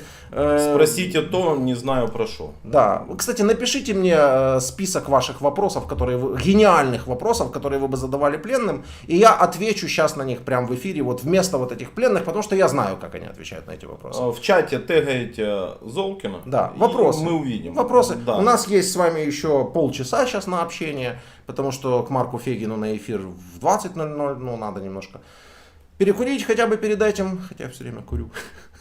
Что-то я хотел важное сказать. Да, что-то ты хотел важное сказать, но забыл. И давай посмотрим этих жен. Сейчас да, коротенький ролик, это типа, вот, чтобы вы понимали, работает это или не работает. Мы сейчас будем останавливать, что-то комментировать из их слов, походу. Уважаемый Владимир Владимирович, мы жены военнослужащих Луганской народной милиции, находящихся в плену на Украине. Просим вас о помощи и содействии в обмене наших мужей. Есть интервью с ней, есть она Все четверо были. Все четверо, есть видео абсолютно с ними, как они разговаривают со своими мужьями. С одним не помню ли есть видео, но по-моему есть со всеми четырьмя. Вот, да, давайте. Некоторые из них уже находятся в плену 5 месяцев, морально истощены. Надежды на наше правительство у нас уже нет. То, что мой муж внесен в список на обмен между российской стороной, подтверждает вот такое вот письмо. То есть до них уже хотя бы дошло, что надежды на их правительство нет и как бы быть не может. Что там всем управляет Россия. То есть слава богам, да, эта информация уже дошла. Точно так же, как информация, что по сути воюют они за Россию. Да? Не против каких-то там нацистов мнимых, не против биологических птичек, не за какие-то республики, а конкретно за Россию. И гибнут они за Россию. Но это письмо не дало ему пока что шансов вернуться домой. Мой муж имеет 2 малолетних детей, единственный кормилец в семье. Посодействуйте его обмену. Деркачев Сергей Сергеевич, 1983 года рождения. 19 января. Да. А была бы Украина, не было бы вот этих вот ЛДНР, там народных милиций, то и не был бы твой муж там, где он сейчас находится, и войны бы не было, и люди бы не гибли. Выведи вот этот вот скрин, пожалуйста. Просто туда его перетяни. Оп. Как ее зовут? Барышню эту. Головкина Татьяна Сергеевна. Головкина Татьяна Сергеевна. Это она уже довольно давно на миротворце, известная сепарша, то есть убежденная любительница русского мира. И как бы, нам это по сути безразлично. Вот такая вот она, да. Вот такой вот человек. Поговорить бы лично, я бы понял бы, что там с мозгами не так, что там с головой не так, где там проблема и откуда у нее эта любовь к русскому миру. Все, прячу. Как его прятать? Да. А глазик, да. Глазик. То есть, это несущественно, это несущественно. Существенно, что они обращаются, пишут это все, и это все раскачивает вот эту вот всю историю и накаляет с той стороны, чтобы быстрее, чтобы провести вот этот вот обмен и чтобы вернуть наших домой. То есть, да, мы гуманисты в отношении них, но по неволе. Так нужно, понимаете? Бывает такое. Давай дальше. Да, мой господин. Николай Николаевич, 1977 года рождения, имеет 2 малолетних детей. Жена находится в декретном отпуске по уходу за ребенком. Пропал 2 и находится в плену приблизительно со 2 июля, а служит с 24 февраля. Тоже послали везде бумаги, везде от нас отписались. И о судьбе Кононова на данный момент ничего не известно. Я вас очень прошу, включите его в списки на обмен, потому что дети ждут отца. Включите, пожалуйста. И как можно быстрее включите, пожалуйста, его в списки на обмен. И отдайте нам нашего человека вместо него. Это все, что мы хотим. Мы завтра сразу садимся и едем, забираем его и везем. Может, да. И, кстати говоря, Дмитрий говорит, это не огульная фраза, между прочим, это действительно, мы можем взять на себя такую ответственность, мы можем с кем нужно переговорить и я думаю, действительно что нас подтолкнуть. Да, действительно подтолкнуть. Вот эти вот слова, они не брошены на ветер, это реальные слова, которые, то есть, если с той стороны будет заявление публичное человека, мы можем выйти на связь с кем угодно, на контакт с кем угодно, и пожалуйста, вспомнил, кого вы нам отдадите? Давайте. Вспомнил, уважаемые наши люди, те, у кого родственники и близкие в плену у рашистов, ни в коем случае не ведитесь на ситуации там, дайте, я дам денег и его завтра поменяют. Да, на шантаж. Мы предупреждаем и очень сильно просим не вестись. Мы знаем людей, которые занимаются обменами, там не берутся там официально. Деньги. Официально занимаются обменами, там не берутся, не скидывайте контакты, там воинские части, звания каким-то чувакам, которые вам обещают порешать. Нет, это не будет так работать. Телефонные мошенники, которые звонят, мне звонили точно так же, потому что у меня родственник в плену. Мне звонили и говорили, ему нужно сделать операцию, скинь денег. Ну, там к этому мошеннику поехали, наличкой ему привезли там денег. Ну, пожалуйста, не ведитесь на эти... Это ну, я тебе рассказывал. От нас, получается, звонил, да? Да, наши где-то берут списки пленных во всяких там телеграммах. Потом звонят родичам, на операцию скиньте денег. Ну, то есть разводняком пытаются заниматься не только рашисты, но и наши. Наши же пытаются звонить нашим и разводить на деньги. Вот такое вот есть. Безусловно, я ровно через 2 минуты я сказал, сейчас подожди, тебе все будет. Давай там карточку, перекарточку. Мы контактируем по роду нашей деятельности и с полицией, и с СБУ. Это никакая не военная тайна, это как бы известная история. Я точно так же... Никогда не скрывали этого, что... А как это по-другому? Просто то, что штатными сотрудниками не являемся, это другой вопрос. Я вот взял и сбросил знакомому в СБУ. Он сказал, все, хорошо, занимаемся. Вот и все. Ну, и вот вас предупреждаем, не ведитесь на расклады. А тот до такой степени лохабан оказался, что он даже еще и номер украинской карточки умудрился дать. То есть, без печали вообще. Ему привезли там налички. Да. Ну, чтобы он не тратил на банкоматы. Да, чтобы он вообще теперь уже больше ни на что не тратил, ближайших лет 10. Ему привезли. Гладкова Любовь Олеговна, теперь он на гособеспечении. Александр Андреевич находится в плену уже 5 месяцев. Попал в плен 20 марта. О судьбе мужа неизвестно, кроме как был в плену в лагере в Львовской области. После этого больше о муже не знаю ничего. У нас с мужем 4 детей, 2 из них новорожденные. Прошу вас помочь. Был бы в Украине, не мобилизировали бы. 4 детей. Многодетных отцов, многодетных семей просто не мобилизируют. А у вас же там хорошо же, короче, Россия же у вас, понимаешь? Под каждым роликом везде насыпают, что мобилизируют, неправильно говорить. А как? Мобилизуют. Мобилизуют, хорошо. Мобилизуют. Я уже типа исправляюсь. Пусть будет мобилизуют, но смысл в этом не меняется. Когда мы разговариваем с рждловцами на эту тему, они начинают рассказывать еще про Майдан же, там еще есть тема про Майдан. Я тоже записал небольшой сюжет про Майдан, который тоже можно им показывать с нюансами, да. Но это тема другая. На нашем суперрезервном канале там есть и вот эта вот вся нарезка, которую мы им показываем, и про Майдан этот сюжет. Ну, смысл не в этом. Смысл в том, что один мне говорит, а вы знаете, что торговая ассоциация, которую мы собирались подписать с Европой, она была для нас невыгодна? И я говорю, да. Вы, говорю, экономист-международник? Он говорит, нет. Я говорю, тоже нет. А теперь давайте разбираться, что изменилось конкретно в вашей жизни и в нашей жизни после 2014 года, после этого. Вот к нам же пришла страшная Европа. Ну и если так сократить, все приходит к тому, что они погрузились в полное дерьмище, экономически еще с горем пополам, хотя там позакрывалась половина шахт, заводов и всего остального. Свободы у них вообще не существует с того момента никакой. Ну а в моей личной жизни все, что изменилось, это то, что я в Европу смог ездить без визы. В принципе, тоже все как бы по большому счету. Но хуже не стало. Предлагаю не досматривать ролик, суть понятна. Да, в общем, да. То есть, в целом, да. Поэтому суть понятна, суть ясна. Животрепещущие вопросы какие-то есть? Я сейчас Особенно поскроллю. от спонсоров. Так, отматываем. Потому что я обещал сегодня даже, что вот конкретно вот, потому что спонсоры говорят, мы вот спонсоры канала, а никаких привилегий не имеем. А YouTube не дает просто таких инструментов нам, чтобы мы давали какие-то привилегии. Не, он дает, но мы, во-первых, не разобрались, как этим пользоваться, потому что нет времени. Во-вторых, когда мы делаем премьеру, то это видео недоступно для просмотра даже нам.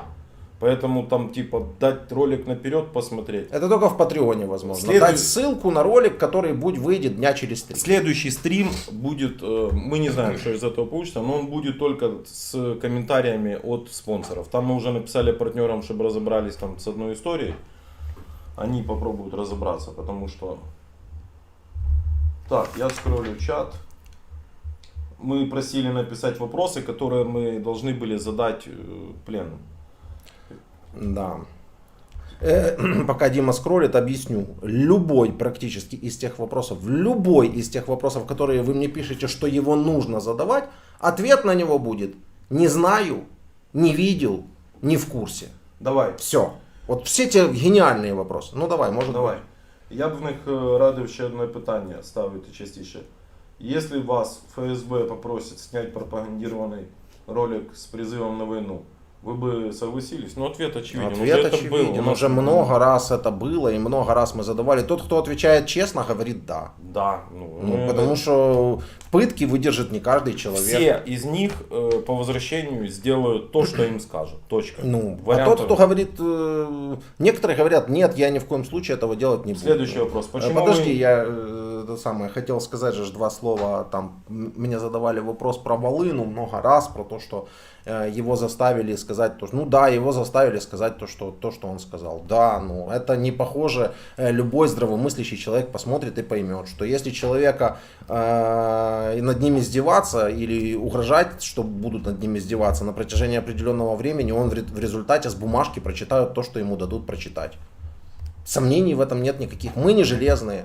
Не нужно делать себе никаких икон, кумиров и так далее и тому подобное. Поэтому, но отличие, вы же понимаете, наших роликов от того, что пишут они. То есть здесь бывают неожиданные моменты, хотя бы даже для нас самих. Если пересмотреть десяток наших роликов, то станет абсолютно очевидно, что это действительно свободное общение. То, что делают они, вот эта вот бумажка, и человек стоит с нее, читает или заучивает текст, ну это типичный ход российской пропаганды. И опять-таки наши видео во множестве и до множества из них донесли то, что происходит на самом деле. А сейчас уже еще раз говорю, то, что говорил в начале, военные российские уже возвращаются, и некоторые не выдерживают, и начинают рассказывать даже больше, чем они рассказывают на наших интервью. Там уже открыто. Вот есть книга «Зов», написал Павел, опять забыл фамилию, в общем, книга «Зов», воевал и приехал туда, не выдержал, написал. И «Я убил» ролик в Ютубе тоже можете посмотреть. Следующий вопрос. Почему вы не уехали в любимую Россию за 8 лет?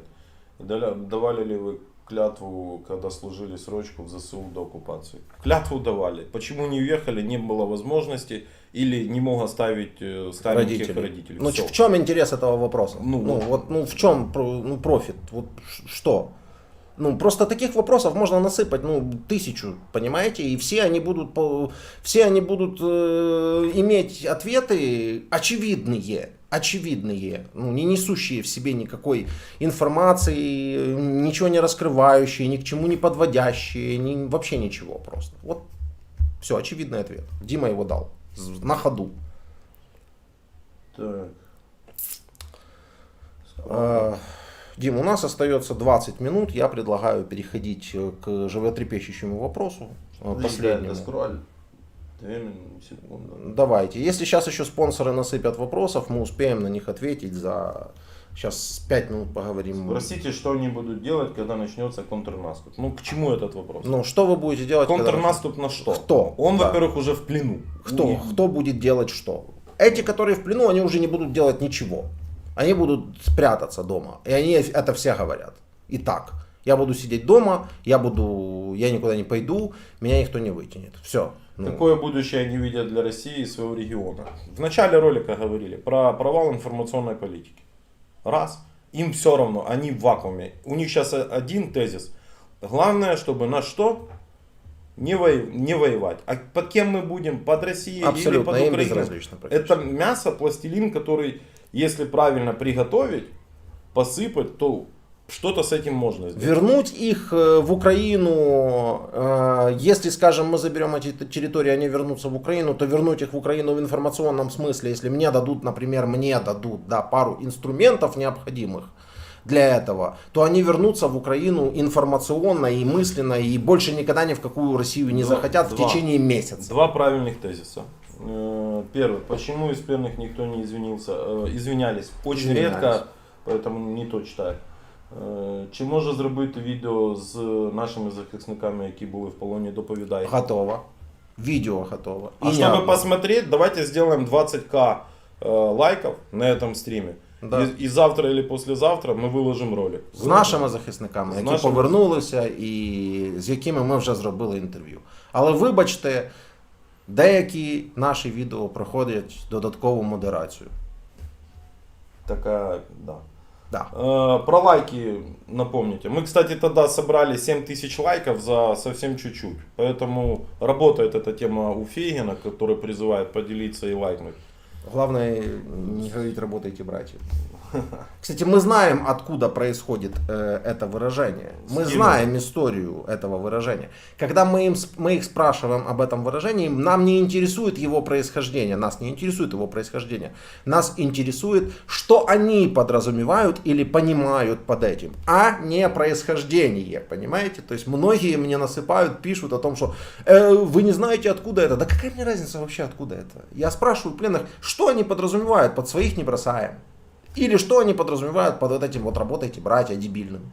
Понимаете? Ну, вот люди, которые, вы же пишете комментарии, мы дали ответ на минуту назад. Зачем вы Ctrl-C, Ctrl-V опять про запишите интервью с, такое. С нашими? Да. С нашими интервью уже записаны. Они скоро будут опубликованы.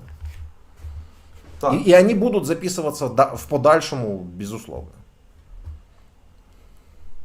Все. Мы не останавливаемся. Мы сейчас просто подвели небольшой срез, итог этой всей нашей работе.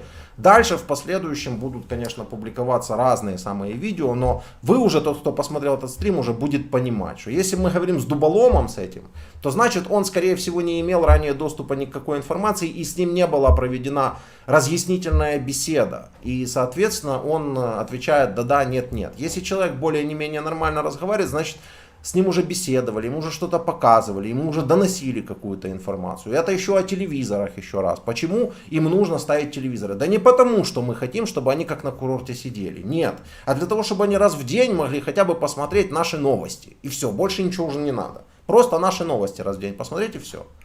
Кстати, на лагере тоже опять-таки с этим вопрос, потому что у них свободное время уже после 8 вечера, когда уже новостей нет, идет что-то нейтральное по телевизору. И опять-таки обращаемся и будем обращаться к тому, чтобы выделили конкретное время. Новости идут, они должны сесть и их посмотреть. Новости. Все. Вот для того, чтобы они понимали, что происходит. И потом эти люди в Россию возвращаются совсем другими людьми. Или в ОРДЛО. Совершенно другими людьми. Это люди, которые уже все понимают. Да? Работать как-то по-другому, нежели мы работаем, мы не можем. И если нужно будет вывести орка в город, это не для того, чтобы мы захотели, чтобы он там погулял. А для того, чтобы он подошел, там, спросил, как пройти на ту или иную улицу, купил какого-то кофе и показать туда, опять-таки. И там поймут и услышат, да, потому что понимают и слышат. Что у нас, например, к русскому языку, как и к любому другому языку, относятся нормально. А не для того, что мы хотим там выгулять кого-то из них. Про УПЦ... Так, подожди. Про УПЦ. Уже давай. Буква УПЦ О говорить. ассоциируется со словом аналитика. Завершаем опрос. Сейчас видим статистику. Зачем? Причем буква О? Просто для этого. Смотрите, в опросе поучаствовало 14 тысяч человек. Из них 50% интересно узнать, почему мы там были и зачем мы это делали. 44% неинтересно. И 4% вы зашкварились, я отписался. Поздравляю этих 4%, они выиграли главный приз автомобиль, белую «Ладу». Смысл заключается в том, что в вопросе можно было участвовать только будучи подписанным на канал. Поэтому да, ваши угрозы, вот эти вот проклятия, все, которые я вчера читал, и все вот это вместе взятое, это полная чепуха, потому что аналитика свидетельствует о том, что... Ни одной отписки не было. Да, может быть... Не было по скрину, я реально смотрел и скидывал. Я не понял, там, ладно, неважно. Короче говоря, все нормально, суть не в этом. Тот, кто посмотрел этот стрим, он уже в принципе, наверное, понял, почему орков возили в церковь, и именно в украинскую православную церковь, не в православную церковь Украины, а именно в УПЦ. И не нужно мне говорить, что УПЦ МП, потому что, ребята, я следую фактам, понимаете? Если вы хотите говорить УПЦ МП, говорите. Но если вы смотрели этот ролик, то мы там поговорили, я перепроверил эту информацию. Действительно, был документ еще с 90-го года, который давал УПЦ полную независимость от МП. И сейчас, после полномасштабного вторжения, этот документ наконец-то реализован. И никакого формального, прямого отношения, никаких взаимодействий, никакой зависимости УПЦ от МП не существует на данный момент. Вам это может нравиться, вам это может не нравиться, вы можете меня проклинать, вы можете там меня где-то поймать, застрелить, еще что угодно. Но это так, я доношу до вас факт, это просто факт. Вы можете не верить фактам, вы можете противиться фактам. Ну вот вы можете быть как рашисты. У них же там тоже, понимаете, своя информационная площадка, да, в которой они живут. Им плевать вообще на факты, на аргументы, вообще абсолютно на все. Им просто на это наплевать. Ну, в принципе, вы можете делать как они. Я ж не могу вам настаивать на каких-то определенных. Но я вам говорю просто факт. УПЦ это УПЦ, не МП. Все. Да. Как вы это будете называть? 27 мая у них был синод. Мы уже даже разобрались во всех этих движухах. Там все проголосовали и все четко зафиксировали. Это раз. Второе. Да, еще одну просто реплику, да, скажу, пока они не убежали и не отписались, да. Это не означает, то есть, если человек доносит факт какой-то до зрителя, да, это не означает, что он пропагандист, отбеливатель, за кого-то топит и так далее. Так рассуждают рашисты, понимаете? Потому что до рашистов я доношу факты, а они мне говорят, что я пропагандист. Потому что они до такой степени привыкли к пропаганде, что они уже ничего другого не знают. Так вот здесь, если я вам доношу этот факт, то это не означает, что я кого-то отбеливаю. Это просто факт. Понимаете? Вот живите с этим как хотите. Золкин. Да. Еще, возможно, есть другой факт. Что ты получил 100 миллионов нефтедолларов, то где моя половинка? Да. 100 миллионов не. Это... Я их уже столько наполучался за время. Да где моя часть? За время того, как я вообще. Это только комментарий, что нам насыпало ФСБ или кто там у них. Следственный комитет на Крещатик привезли нам нефтедоллары, и мы пошли в Лавру. Далее разберем эту ситуацию, то, что мы сделали с журналистской точки зрения. Подожди. Это давай, кратко. С журналистской точки зрения. Если ты вспомнишь сейчас то, что я хочу сказать. Вопрос о том, что они с 2014 года игнорировали российское вторжение, я ставил спикеру УПЦ. Ставил. Вопрос о том, что они слишком лояльно к ним относились, я ставил. Ставил. Вопрос о вот этих всех их тезисах про братские народы и про все остальное, что это не соответствует действительности, я ставил. Ребята, я его ставил, этот вопрос. Разве так делаются пропагандистские ролики? Я поставил все острые вопросы во время этого разговора со спикером УПЦ, которые ранее до меня не ставил никто. Понимаете? Не было ни одного аналогичного интервью с представителем УПЦ. Поэтому я, как журналист, пришел и отработал. Вы можете какие угодно претензии мне предъявлять, но это раскрытая тема. Причем раскрыта она в максимально сжатые сроки. Если убрать вот эту вот молитву, а я ее убирать не хотел, потому что они там молятся за украинское воинство. Очень тонко, у меня даже вот бумажечка, заметьте, где написано. Может, не услышал кто? Тонкий троллинг, молитва. Они молились за Украину. То, что кто-то из них не умел креститься, и если это люди смотрели и увидели, то это да. То, что... Поэтому молитву саму службу я тоже не убирал. Для того, чтобы материал был максимально объективным. Какие еще претензии? Что мы привезли орков в церковь, претензия к нам? Да, я расскажу. Давай. То есть, подбиваем итог. С точки зрения вот слова журналистика, такого материала не было ни у кого. И этого никто не знал, а мы получили ответы. Это работа, работа. Нравятся нам эти ответы, не нравятся, вам они нравятся или не нравятся, вы можете с этим просто жить.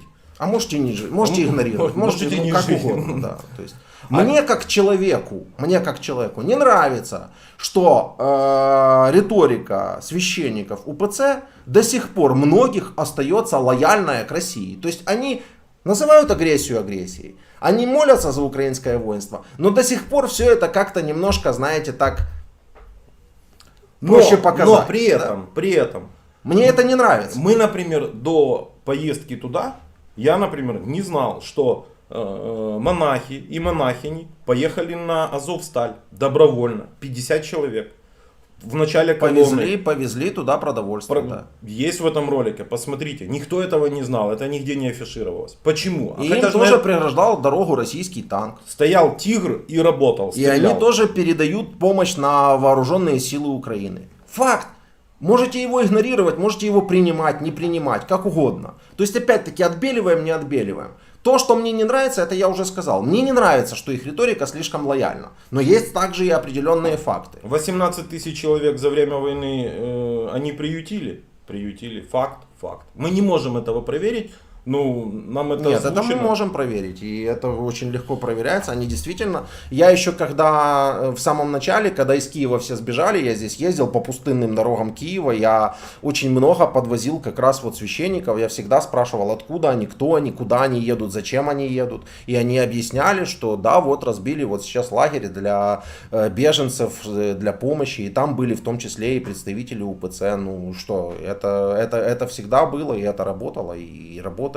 В целом это мое мнение и мой подход ко всему. И я же еще раз говорю, мы никоим образом не отходим от того, что мы декларировали изначально. Если изначально вы не понимали, что эти интервью делаются не для троллинга рашистов, не для того, чтобы показать какое-то свое над ними превосходство, а именно для того, чтобы донести туда информацию, то вы просто не понимаете, чем мы занимаемся. У вас просто нет этого понимания изначально. Вот и все. Диванные эксперты категория.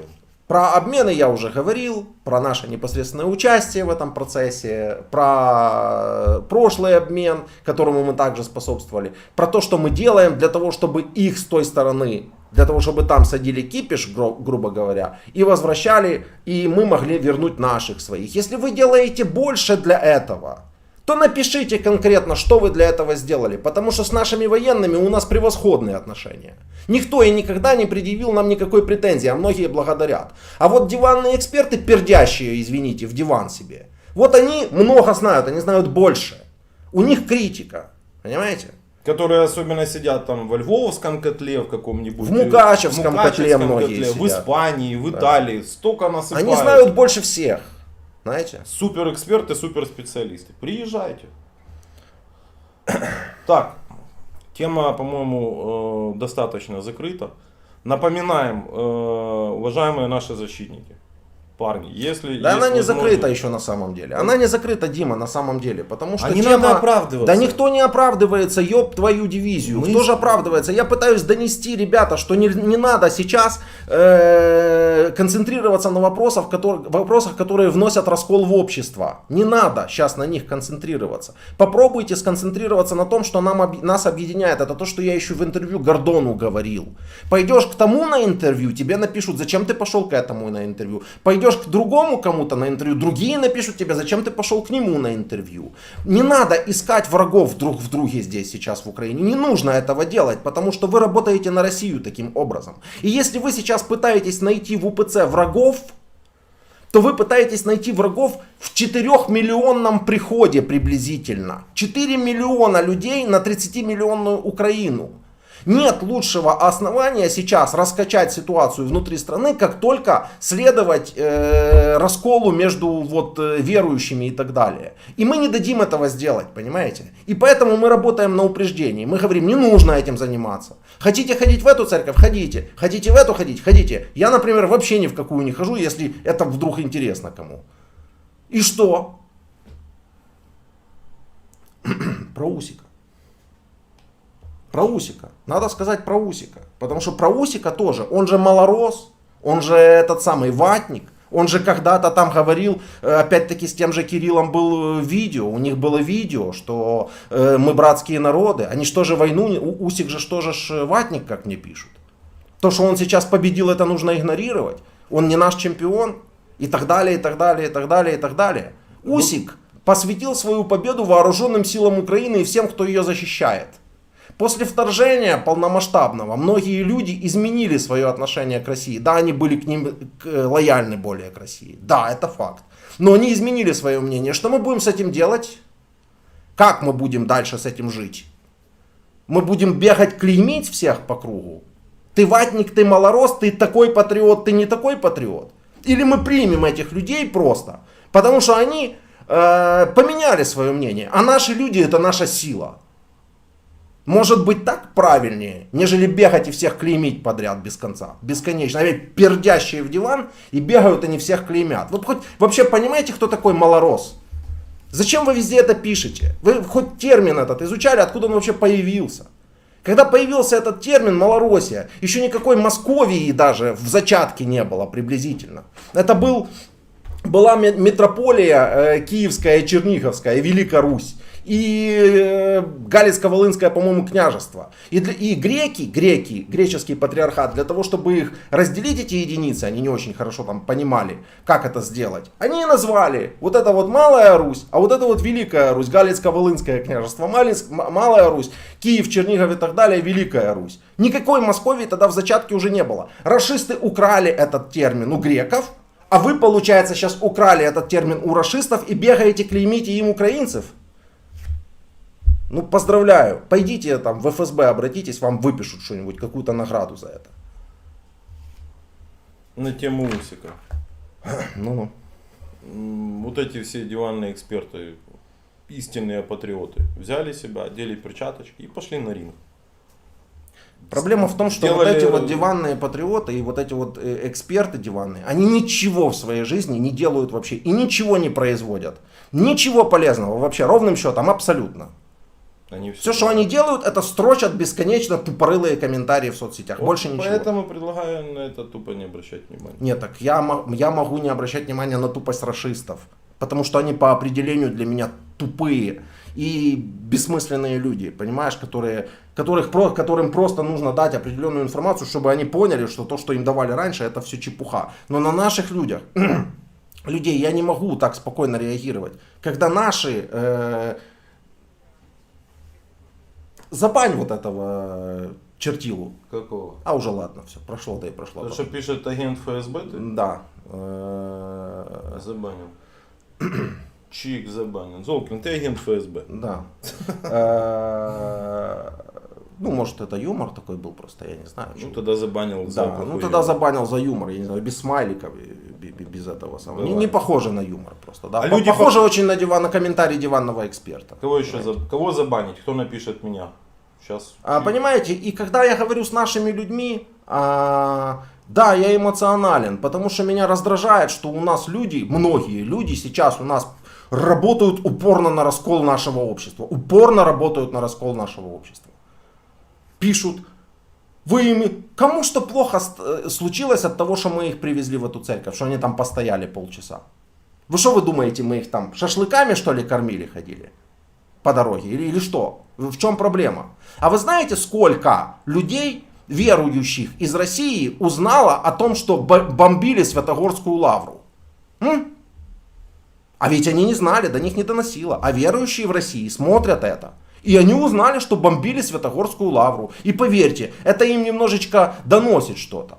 А сколько, я вам могу сказать в цифрах. 1250 человек. 250 тысяч человек узнали, что Россия бомбила Святогорскую лавру и не только в Украине. И поверьте, это их заставило задуматься. И поверьте, если 10% от этих людей, их родственников, не поедет дальше в Украину для того, чтобы бомбить другие святыни, это немножечко нам поможет. Но это же надо мозги иметь, понимаете, чтобы такое понимать.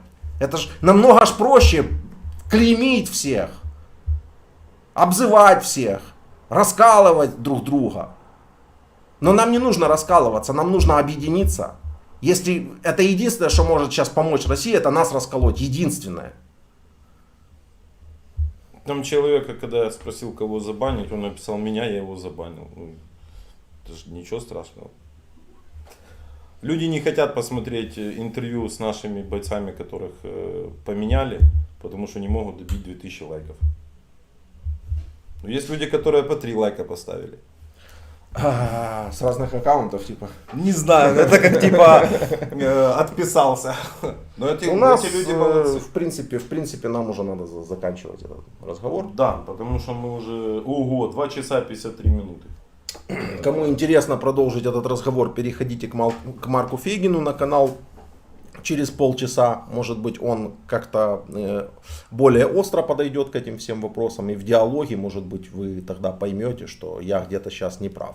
Но то, что я говорю, это мое мнение. Я его всегда выражал прямо, открыто. Я не работаю ни на какие спецслужбы и ни на какую политическую силу. Поэтому мне откровенно похрен. Я просто говорю то, что я думаю. Все. Вот такой вот, как есть.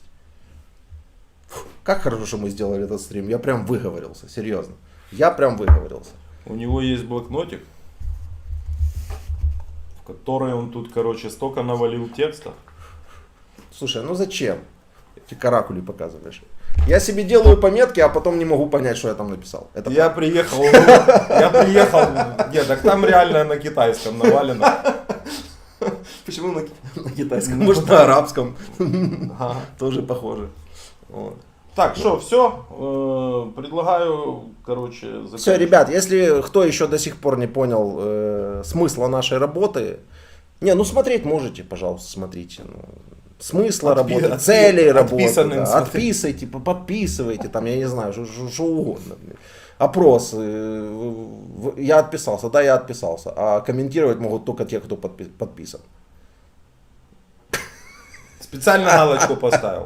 И специально галочку поставил, что только подписанные больше 2 часов.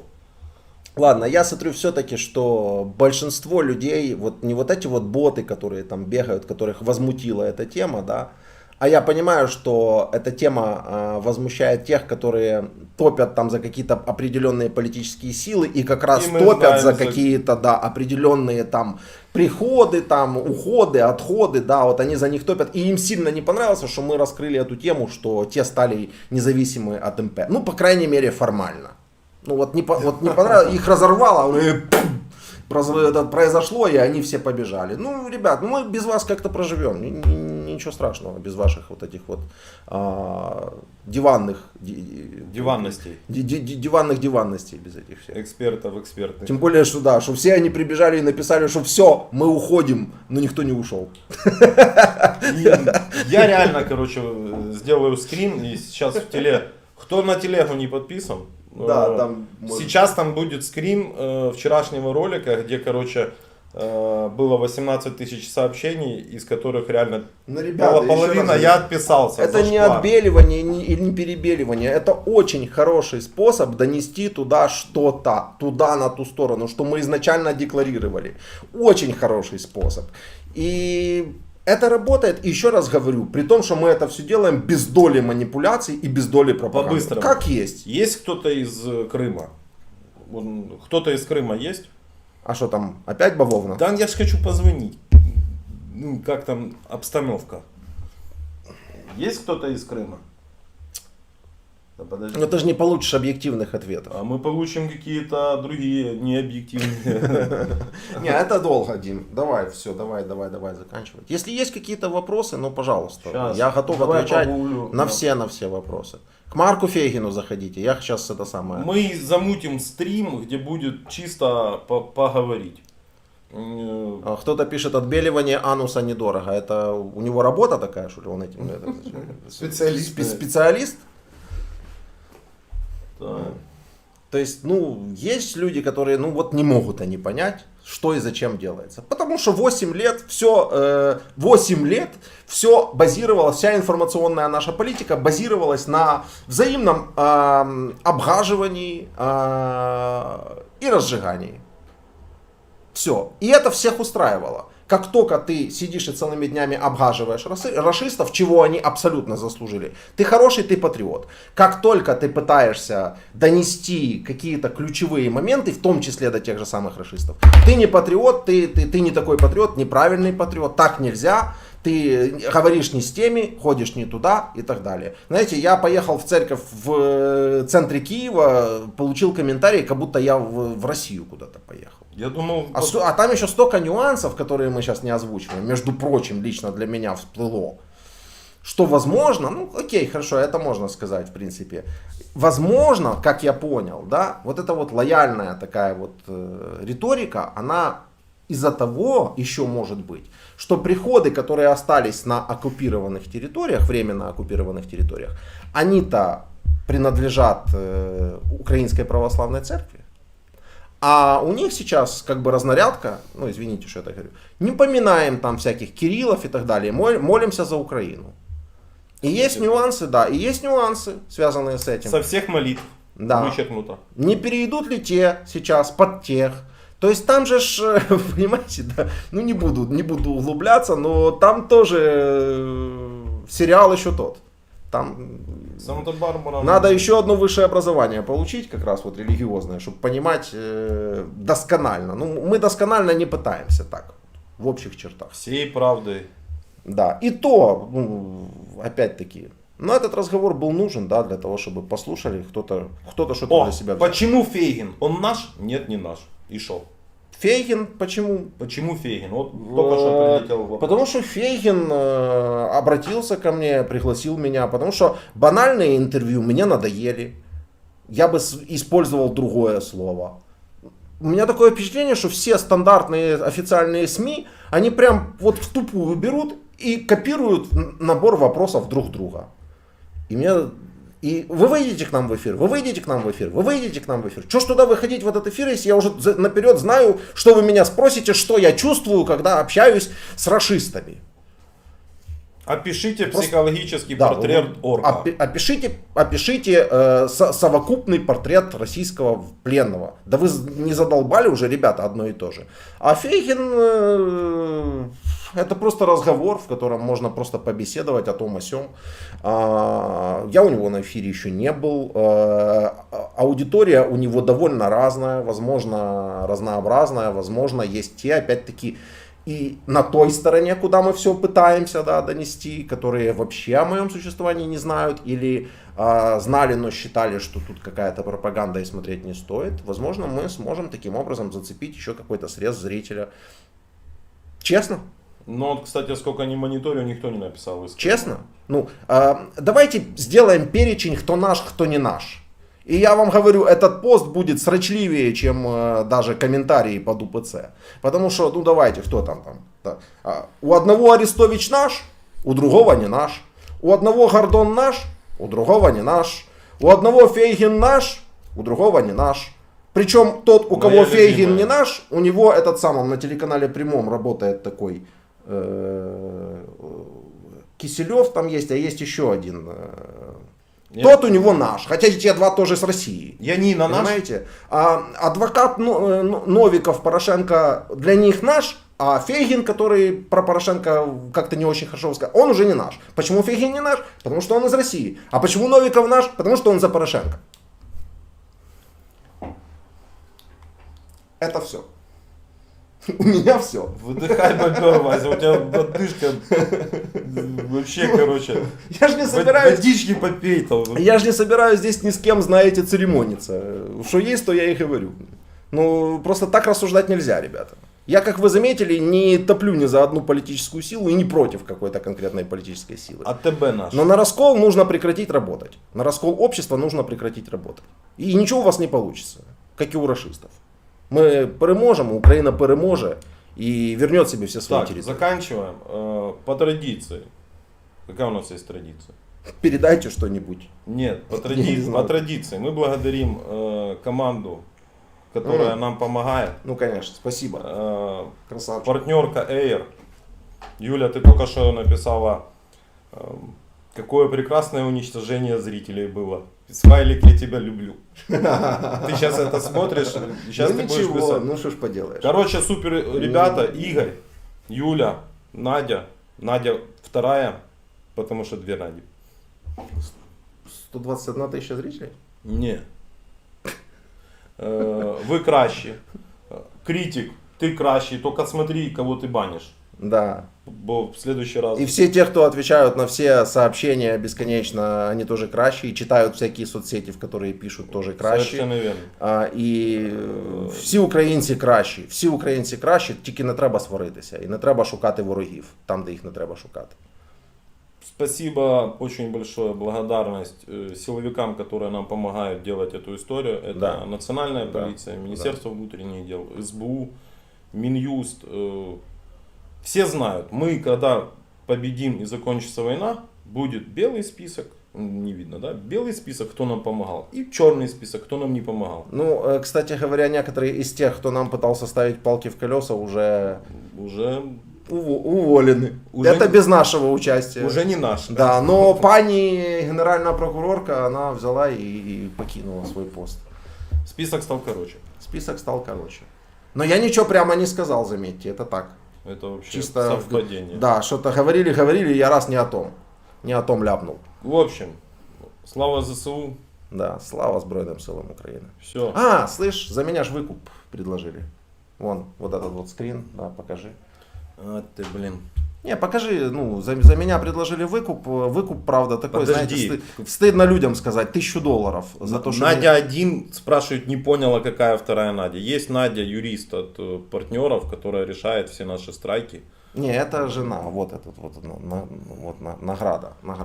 Я Надя прокомментировал. Вы посмотрите, что они пишут. Вы посмотрите, как у рашистов просто рвет все причинные места из-за того, что мы делаем, ребята. Читай. Понимаете? Мы предложили, да я не буду этого читать, пусть сами читают. Тут за меня, в общем, предложили $1000, потому что я не хороший человек. Можешь убрать это, кто захочет, остановит, прочитает, потому что так неудобно разговаривать. А за что? За то, что мы предложили выкуп, за то, что наши бойцы будут брать в плен рашистов и ордловцев.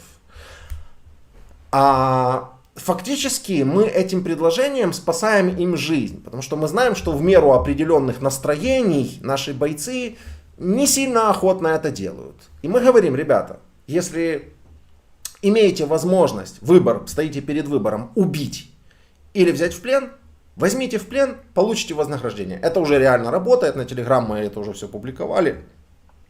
Люди передают нашим спецслужбам военных, но присылают нам предварительно видео с ними, и мы им сбрасываем деньги. А деньги эти нам в свою очередь сбрасывают наши спонсоры и наши патреоны. Мы не можем все видео публиковать, мы не можем... Что это произошло? Не знаю. Это, наверное, отпал интернет.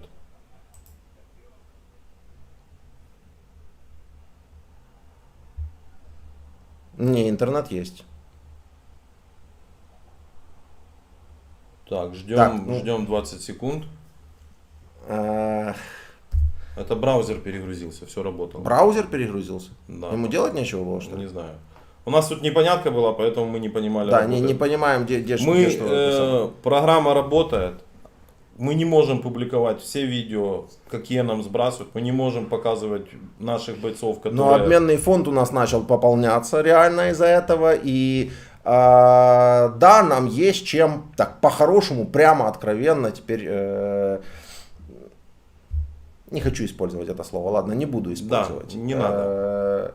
Обменный фонд стал пополняться благодаря этому. И тут же надо заметить главный момент. А главный момент заключается в том, что этих рашистов и этих ордловцев стали брать в плен, вместо того, чтобы застрелить прямо там на месте. Вот это я уже действительно говорю прямо, может так лучше дойдет. То есть мы фактически платим деньги за то, чтобы сохранить им жизнь. А эти сумасшедшие предлагают выкуп за меня, потому что якобы я им как-то сильно навредил. Да, я сильно навредил. Я сильно навредил их пропаганде. Потому что она ломается фактически через колено. Потому что вы отправляете этих людей на фарш. Вы отправляете непонятно за что этих людей умирать. И истошно кричите у себя в соцсетях о том, что это необходимо делать. А я спасаю им жизни. Не ради их жизни, конечно. А ради того, чтобы потом обменять их на наших. Ну, а теперь, товарищи из Ордло и Раши, попытайтесь определить, кто здесь пропагандист, а кто здесь невольно, но все-таки вам помогает. То и так, я до конца разобрался. Мне тут Юля навалила, что Настя, я перепутал. тетя Настя, я искуплю свою вину. У нас одна Надя и одна Настя. Ну я это. Хватит пива пить, чувак. Да. Вот, кстати, так, все, короче. Всем да. не набрали 20 тысяч лайков, поэтому не будет завтра ролика с нашим. Поэтому он все равно будет. Потому что, ну, в любом случае, с нашими бойцами ролики скоро выйдут. Они уже на канале у нас фактически есть. Просто мы стараемся выпускать по одному ролику в день. Ну, наверное, тогда будем выпускать по 2. Все, слава Україні, слава ЗСУ, ми переможемо і все буде добре. То и так. Подписывайся, делись видео. Так, какую тут кнопку надо нажать в начале? Вот тут.